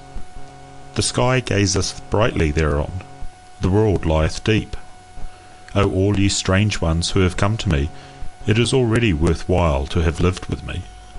Thus spake Zarathustra, and again came the cries and laughter of the higher men out of the cave. Then began he anew. "They bite at it, my bait taketh. There departeth also from them their enemy, the spirit of gravity. Now do they learn to laugh at themselves. Do I hear rightly? My virile food taketh effect, my strong and savoury sayings, and verily I did not nourish them with flatulent vegetables, but with warrior food, with conqueror food. New desires did I awaken. New hopes are in their arms and legs. Their hearts expand, they find new words. Soon will their spirits breathe wantonness. Such food may sure enough not be proper for children, nor even for longing girls, old and young. One persuadeth their bowels otherwise. I am not their physician and teacher. The disgust departeth from these higher men. Well, that is my victory, and my domain they become assured. All stupid shame fleeth away, they empty themselves, they empty their hearts, good times return unto them, they keep holiday and ruminate, they become thankful. That do I take as the best sign, they become thankful. Not long will it be ere they devise festivals, and put up memorials to their old joys. They are convalescents." Thus spoke Zarathustra joyfully to his heart, and gazed outward. His animals, however, pressed up to him, and honoured his happiness and his silence. Section 2. All on a sudden, however, Zarathustra's ear was frightened, for the cave, which had hitherto been full of noise and laughter, became all at once still as death. His nose, however, smelt a sweet-scented vapour and incense odour, as if from burning pine cones. "What happeneth? What are they about?" he asked himself, and stole up to the entrance, that he might be able unobserved to see his guests. But wonder upon wonder! What was he then obliged to behold with his own eyes? "They have all of them become pious again, they pray, they are mad," said he, and was astonished beyond measure.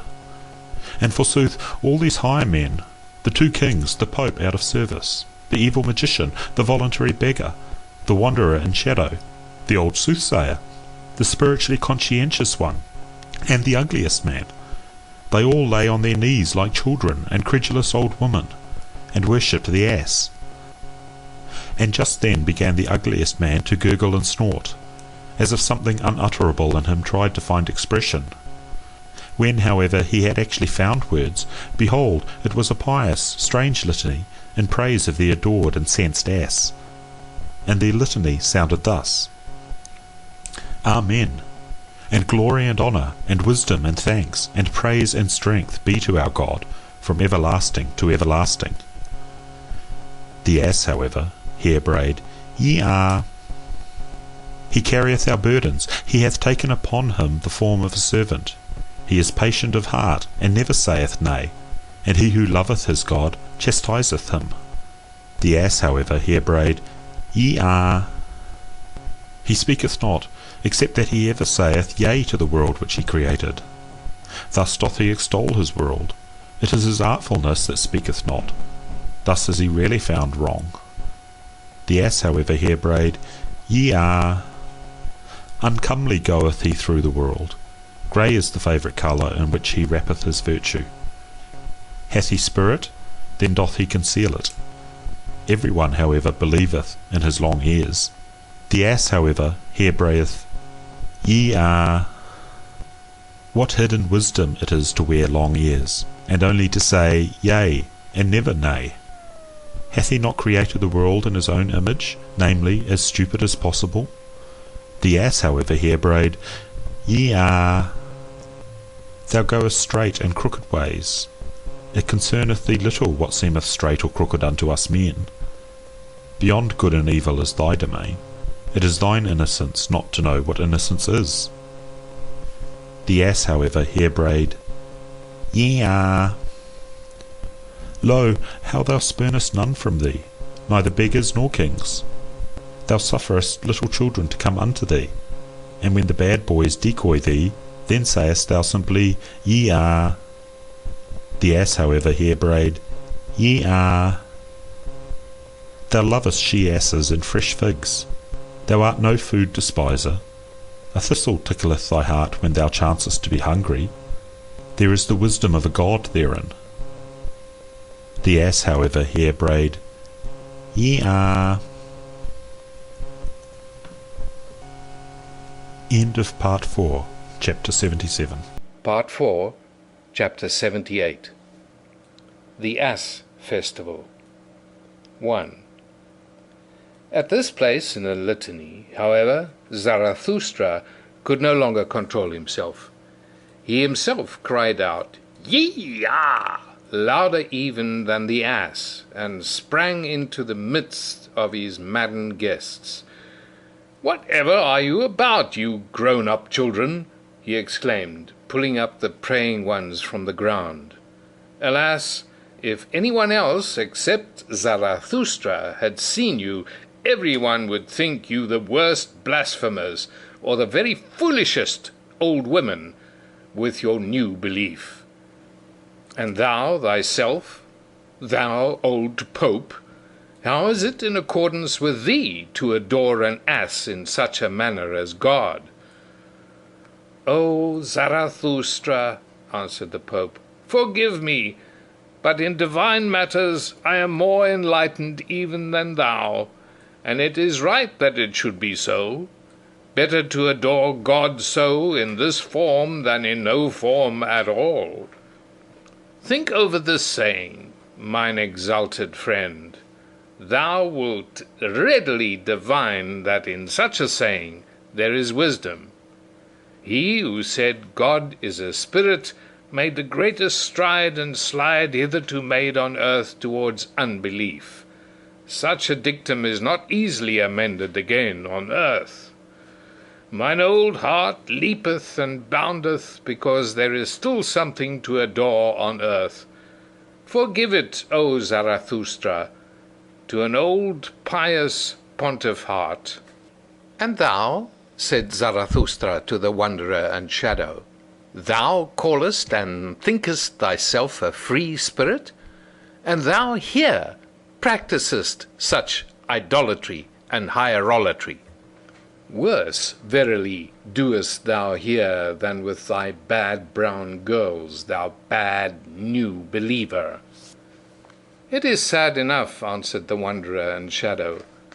Thou art right, but how can I help it? The old God liveth again, O Zarathustra. Thou mayst say what thou wilt. The ugliest man is to blame for it all. He hath reawakened him, and if he say that he once killed him with God's death, is always just a prejudice. And thou, said Zarathustra, thou bad old magician, what didst thou do?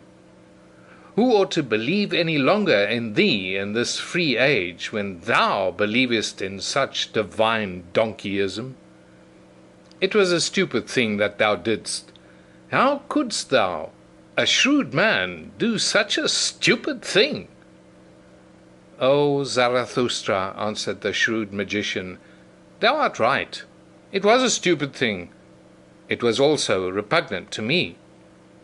And thou even, said Zarathustra to the spiritually conscientious one, consider, and put thy finger to thy nose. Doth nothing go against thy conscience here?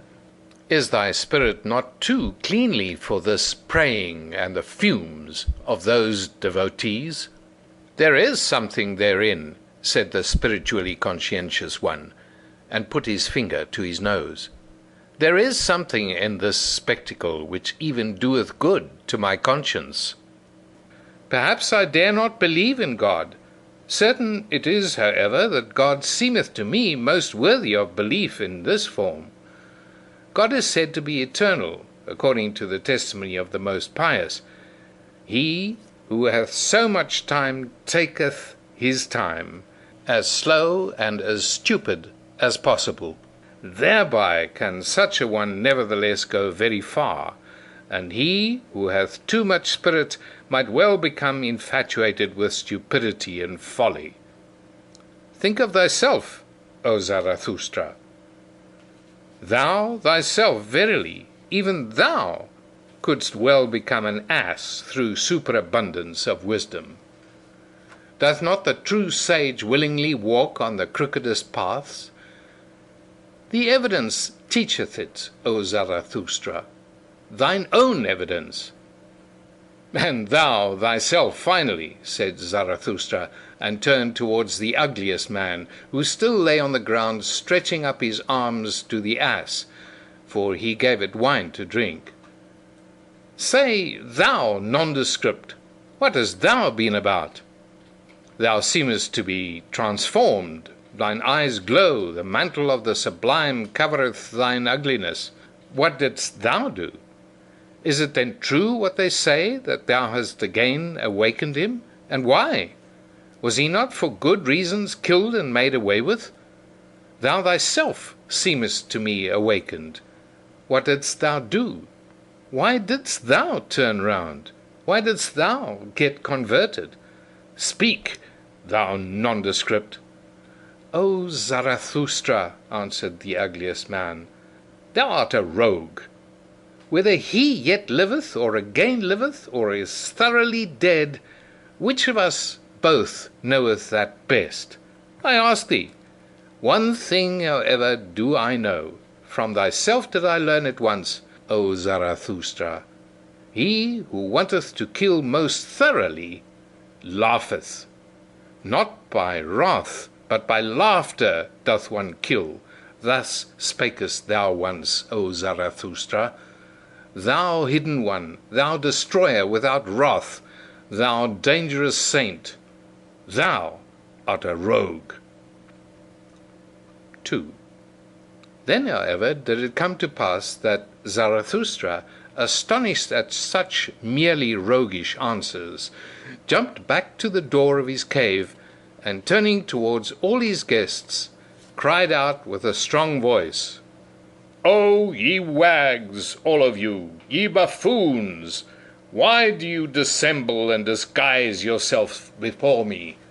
How the hearts of all of you convulsed with delight and wickedness, because ye had at last become again like little children, namely, pious.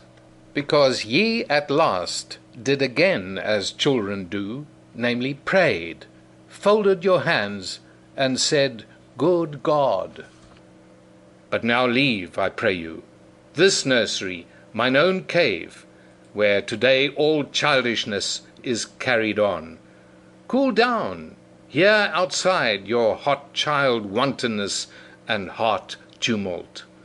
To be sure, except ye become as little children, ye shall not enter into that kingdom of heaven. And Zarathustra pointed aloft with his hands. But we do not at all want to enter into the kingdom of heaven. We have become men, so we want the kingdom of earth. 3. And once more began Zarathustra to speak. O my new friends, said he, ye strange ones, ye higher men, how well do ye now please me, since ye have again become joyful. Ye have verily all blossomed forth. It seemeth to me that for such flowers as you, new festivals are required. A little valiant nonsense, some divine service and ass festival, some old joyful Zarathustra fool, some blusterer to blow your souls bright. Forget not this night and this ass festival, ye higher men, that did ye devise when with me, that do I take as a good omen, such things only the convalescents devise. And should ye celebrate it again, this ass festival, do it from love to yourselves, do it also from love to me, and in remembrance of me. Thus spake Zarathustra.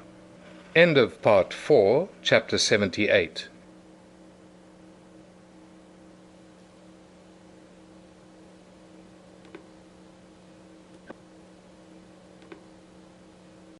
Part 4, Chapter 79. The Drunken Song. 1. Meanwhile one after another had gone out into the open air, and into the cool, thoughtful night. Zarathustra himself, however, led the ugliest man by the hand, that he might show him his night world, and the great round moon, and the silvery waterfalls near his cave. There they at last stood still beside one another, all of them old people, but comforted, brave hearts, and astonished in themselves that it was so well with them on earth. The mystery of the night, however, came nigher and nigher to their hearts, and anew Zarathustra thought to himself, "Oh, how well do they now please me, these higher men!" But he did not say it aloud, for he respected their happiness and their silence. Then, however, there happened that which in this astonishingly long day was most astonishing. The ugliest man began once more, and for the last time, to gurgle and snort. And when he had at length found expression, behold, there sprung a question plump and plain out of his mouth, a good, deep, clear question which moved the hearts of all who listened to him. "My friends, all of you," said the ugliest man, "what think ye, for the sake of this day?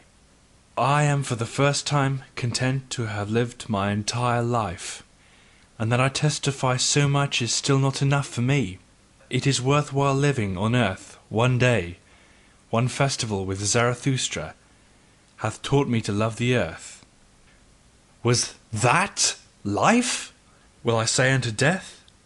Well, once more! My friends, what think ye? Will ye not, like me, say unto death, Was that life? For the sake of Zarathustra, well, once more! Thus spake the ugliest man. It was not, however, far from midnight. And what took place then, think ye? As soon as the higher men heard this question, they became all at once conscious of their transformation and convalescence, and of him who was the cause thereof. Then did they rush up to Zarathustra, thanking, honouring, caressing him, kissing his hands, each in his own peculiar way, so that some laughed and some wept. The old soothsayer, however, danced with delight, and though he was then, as some narrators suppose, full of sweet wine, he was certainly still fuller of sweet life, and had renounced all weariness. There are then even those who narrate that the ass then danced, for not in vain had the ugliest man previously given it wine to drink. That may be the case, or it may be otherwise. And if in truth the ass did not dance that evening, there nevertheless happened then greater and rarer wonders than the dancing of an ass would have been. In short, as the proverb of Zarathustra saith, what doth it matter? 2. When, however, this took place with the ugliest man, Zarathustra stood there like one drunken, his glance dulled, his tongue faltered, and his feet staggered. And who could divine what thoughts then passed through Zarathustra's soul? Apparently, however, his spirit retreated and fled in advance, and was in remote distances, and as it were wandered on high mountain ridges, as it standeth written twixt two seas, wandering twixt the past and the future as a heavy cloud. Gradually, however, while the higher men held him in their arms, he came back to himself a little, and resisted with his hands the crowd of the honouring and caring ones, but he did not speak. All at once, however, he turned his head quickly, for he seemed to hear something. Then he laid his finger on his mouth and said, "Come!" And immediately it became still and mysterious round about. From the depth, however, there came up slowly the sound of a clock bell. Zarathustra listened thereto, like the higher men.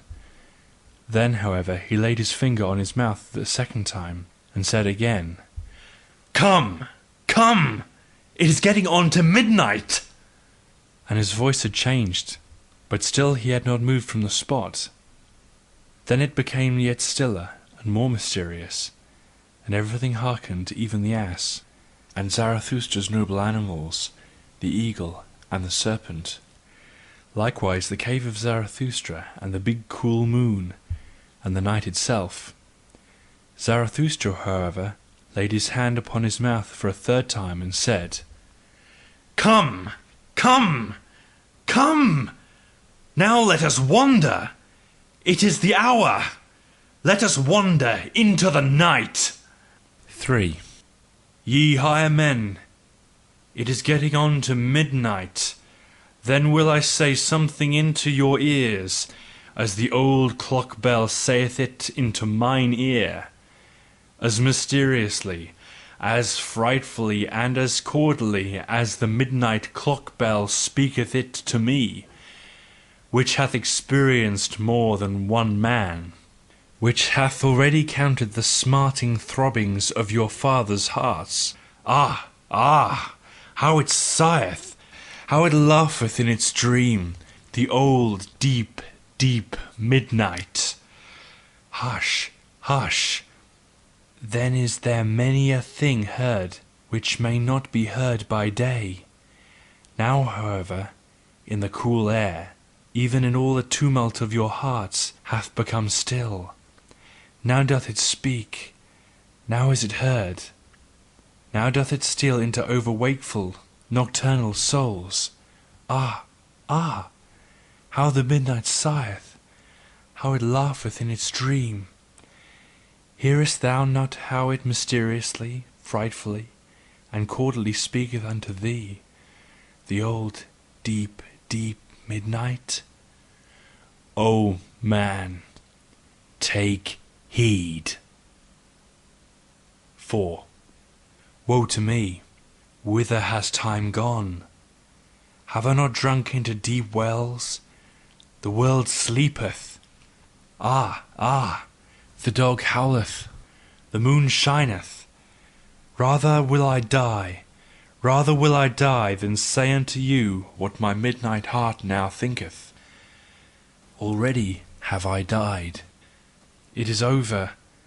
Spider, why spinnest thou around me? Wilt thou have blood? Ah, ah! The dew falleth, the hour cometh, the hour in which I froze and freeze, which asketh, and asketh, and asketh, who hath sufficient courage for it? Who is to be the master of the world? Who is going to say, "Thus shall ye flow, ye great and small streams"? The hour approacheth. O man, thou higher man, take heed. This talk is for fine ears, for thine ears. What saith deep midnight's voice indeed? 5.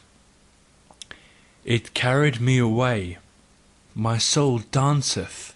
Day's work, day's work. Who is to be the master of the world? The moon is cool, the wind is still. Ah, ah! Have ye already flown high enough? Ye have danced. A leg, nevertheless, is not a wing. Ye good dancers, now is all delight over. Wine hath become lees, every cup hath become brittle, the sepulchres mutter. Ye have not flown high enough. Now do the sepulchres mutter. Free the dead! Why is it so long night? Doth not the moon make us drunken? Ye higher men, free the sepulchres, awaken the corpses. Ah! Why doth the worm still burrow? There approacheth the hour. There boometh the clock bell, there thrilleth still the heart, there burroweth still the woodworm, the heartworm. Ah! Ah! The world is deep. 6. Sweet lyre, I love thy tone, thy drunken, ranunculine tone. How long, how far hath come unto me thy tone, from the distance, from the ponds of love, thou old clock bell, thou sweet lyre! Every pain hath torn thy heart, father pain, father's pain, forefather's pain. Thy speech hath become ripe, ripe like the golden autumn and the afternoon, like mine anchorite heart. Thou sayest thou, the world itself hath become ripe, the grape turned brown. Now doth it wish to die of happiness. Ye higher men, do you not feel it? There welleth up mysteriously an odour, a perfume and odour of eternity, a rose blessed, brown, gold wine odour of old happiness, of drunken midnight death happiness, which singeth, the world is deep, and deeper than the day could read. 7. Leave me alone, leave me alone. I am too pure for thee. Touch me not. Hath not my world just now become perfect? My skin is too pure for thy hands. Leave me alone, thou dull, doltish, stupid day. Is not the midnight brighter? Thy purest are to be the masters of the world, the least known, the strongest, the midnight souls. Who is brighter and deeper than any day? O day, thou gropest for me? Thou feelest for my happiness? For thee I am rich, lonesome, a treasure pit, a gold chamber? O world, thou wantest me? Am I worldly for thee? Am I spiritual for thee? Am I divine for thee? But day and world, ye are too coarse. Have cleverer hands grasped after deeper happiness, after deeper unhappiness? Grasp after some God, grasp not after me. Mine unhappiness, my happiness is deep. Thou strange day, but yet I am no God, no God's hell. Deep is its woe. 8. God's woe is deeper, thou strange world. Grasp at God's woe, not at me. What am I? A drunken sweet lyre, a midnight lyre, a bell frog, which no one understandeth, but which must speak before deaf ones, ye higher men. For ye do not understand me. Gone, gone, O youth, O noontide, O afternoon. Now have come evening and night and midnight. The dog howleth, the wind. Is the wind not a dog? It whineth, it barketh, it howleth. Ah, ah! How she sigheth, how she laugheth, how she wheezeth and panteth, the midnight. How she just now speaketh soberly, this drunken poetess! Hath she not perhaps overdrunk her drunkenness? Hath she not become over-awake? Doth she ruminate? Her woe doth she ruminate over in her dream, the old deep midnight, and still more her joy. For joy, although woe be deep, joy is deeper still than grief can be. 9. Thou grapevine, why dost thou praise me? Have I not cut thee? I am cruel? Thou bleedest. What meaneth thy praise of my drunken cruelty? Whatever hath become perfect, everything mature, wanteth to die, so sayest thou. Blessed, blessed be the vintner's knife! But everything immature wanteth to live, alas! Woe saith, hence, go, away, thou woe! But everything that suffereth wanteth to live, that it must become mature and lively and longing. Longing for the further, the higher, the brighter. I want heirs, so saith everything that suffereth. I want children, I do not want myself.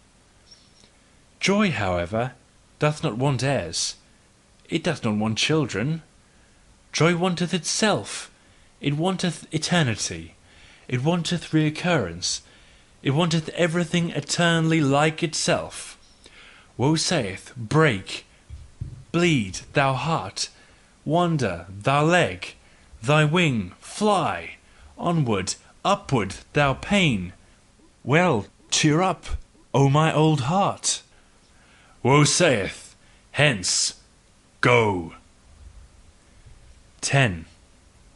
Ye higher men, what think ye? Am I a soothsayer? Or a dreamer? Or a drunkard? Or a dream reader? Or a midnight bell? Or a drop of dew? Or a fume and fragrance of eternity? Hear ye it not? Smell ye it not? Just now hath my world become perfect. Midnight is also midday. Pain is also a joy. Curse is also a blessing. Night is also a sun. Go away, or ye will learn that a sage is also a fool. Said ye ever yea to one joy? O my friends, then say ye yea also to all woe. All things are enlinked, enlaced, and enarmoured. Want ye ever once to come twice? Said ye ever, thou pleasest me happiness? Instant, moment, then wanted all ye all to come back again. All anew, all eternal, all enlinked, enlaced, and enarmoured. Oh, then did ye love the world, ye eternal ones, ye loved it eternally, and for all time, and also unto woe did ye say, hence, go, but come back, for all joys want eternity. 11. All joys wanteth the eternity of all things. It wanteth honey, it wanteth lees, it wanteth drunken midnight, it wanteth graves, it wanteth grave tears consolation, it wanteth gilded evening red. What doth joy not want? It is thirstier, heartier, hungrier, more frightful, more mysterious than all woe. It wanteth itself, it biteth into itself. The ring's will writeth in it. It wanteth love, it wanteth hate, it is over rich, it bestoweth, it throweth away, it beggeth for some one to take away from it, it thanketh the taker, it would fain be hated. So rich is joy that it thirsteth for woe, for hell, for hate, for shame, for the lame, for the world, for this world. O ye know it indeed, ye higher men, for you doth it long, this joy, this irrepressible, blessed joy. For your woe, ye failures, for failures longeth all eternal joy, for joys all want themselves, therefore do ye also want grief. O happiness, O pain, O break thou heart, ye higher men, do learn it. The joys want eternity, joy wanteth eternity of all things. They want deep, profound eternity. 12. Have ye now learned my song? Have ye divined what it would say? Well, cheer up, ye higher men, sing now my roundelay. Sing now yourselves the song, the name of which is once more, the signification of which is unto all eternity. Sing, ye higher men, Zarathustra's roundelay. O man, take heed. What saith deep midnight's voice indeed? I slept my sleep, from deepest dream I woke and plead. The world is deep, and deeper than the day can read.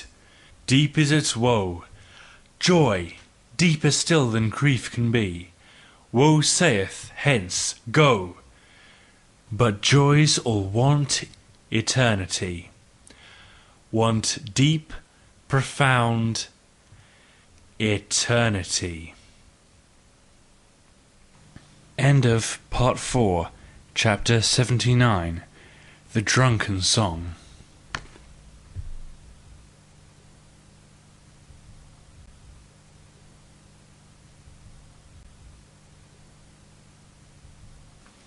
Part 4, Chapter 80. The Sign.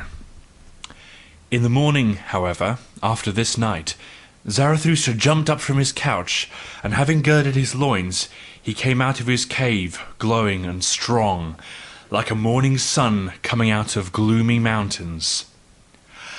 Thou great star, spake he, as he had spoken once before, thou deep eye of happiness, what would be all thy happiness if thou hadst not those for whom thou shinest? And if they remained in their chambers whilst thou art already awake, and comest and bestowest and distributest, how would thy proud modesty upbraid for it? Well, they still sleep, these higher men, whilst I am awake. They are not my proper companions. Not for them do I wait here in my mountains. At my work I want to be, at my day. But they understand not what are the signs of my morning. My step is not for them the awakening call. They still sleep in my cave, their dream still drinketh at my drunken songs. The ardent ear for me, the obedient ear, is lacking in their limbs. This had Zarathustra spoken to his heart when the sun rose. Then he looked inquiringly aloft, for he had heard above him the sharp call of his eagle. Well, he called upwards, thus it is pleasing and proper to me. Mine animals are awake, for I am awake. My eagle is awake, and like me honoureth the sun. With eagle talons does it grasp at the new light. Ye are my proper animals. I love you, but still do I lack my proper men. Thus spake Zarathustra. Then, however, it happened that all on a sudden he became aware that he was flocked around and fluttered around as if by innumerable birds. The whizzing of so many wings, however, and the crowding around his head was so great that he shut his eyes. And verily there came down upon him as it were a cloud, like a cloud of arrows, which poureth upon a new enemy. But behold, here it was a cloud of love, and showered upon a new friend. What happened unto me, thought Zarathustra in his astonished heart, and slowly seated himself on the big stone which lay close to the exit from his cave. But while he grasped around with his hands, around him, above him and below him, and repelled the tender birds, behold, there then happened to him something still stranger. for he grasped thereby unawares into a mass of thick, warm, shaggy hair. At the same time, however, there soundeth before him a roar, a long, soft, lion roar. "The sign cometh," said Zarathustra, and a change came over his heart. And in truth, when it turned clear before him, there lay a yellow, powerful animal at his feet, resting his head upon its knee, unwilling to leave him out of love, and doing like a dog which again findeth its old master. The doves, however, were no less eager with their love than the lion. And whenever a dove whisked over its nose, the lion shook its head, and wondered, and laughed. When all this went on, Zarathustra spoke only a word: "My children are nigh, my children." Then he became quite mute.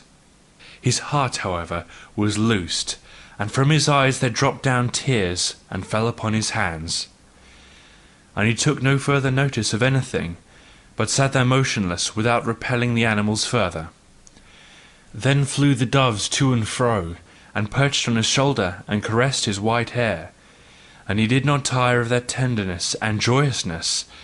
The strong lion, however, licked always the tears that fell on Zarathustra's hands, and roared and growled shyly. Thus did the animals do. All this went on for a long time, or a short time, for properly speaking there is no time on this earth for such things. Meanwhile, however, the higher men awakened in Zarathustra's cave, and marshalling themselves for a procession to go to meet Zarathustra, and give him their morning greeting, for they had found, when they awakened, that he no longer tarried with them. When, however, they reached the door of the cave, and the noise of their steps preceded them, the lion started violently, and turned away all at once from Zarathustra, and roaring wildly sprung towards the cave. The higher men, however, when they heard the lion roaring, cried all aloud as with one voice, fled back, and vanished in an instant. Zarathustra himself, however, stunned and strange, arose from his seat, looked around him, stood there astonished, inquiring of his heart, bethought himself, and remained alone. "What did I hear?" he said at last slowly. "What happened unto me just now?" But soon there came to him his recollection, and he took in at a glance all that had taken place between yesterday and today. "Here is indeed the stone," he said, and stroked his beard. "On it sat I yestermorn, and here came the soothsayer unto me, and here heard I first the cry which I heard just now, the great cry of distress. O ye higher men, your distress was it that the old soothsayer foretold to me yestermorn. Unto your distress did he want to seduce and tempt me.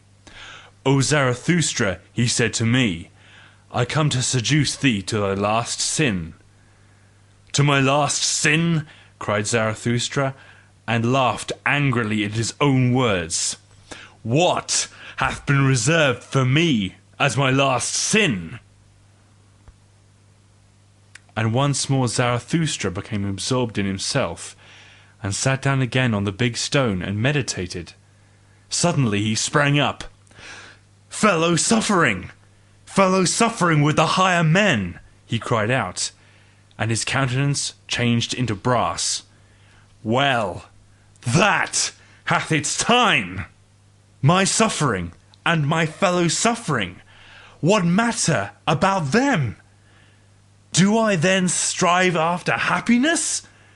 I strive after my work. Well, the lion hath come, my children are nigh, Zarathustra hath grown ripe. Mine hour hath come. This is my morning, my day beginneth. Arise now, arise, thou great noontide. Thus spake Zarathustra, and left his cave, glowing and strong, like a morning sun coming out of gloomy mountains.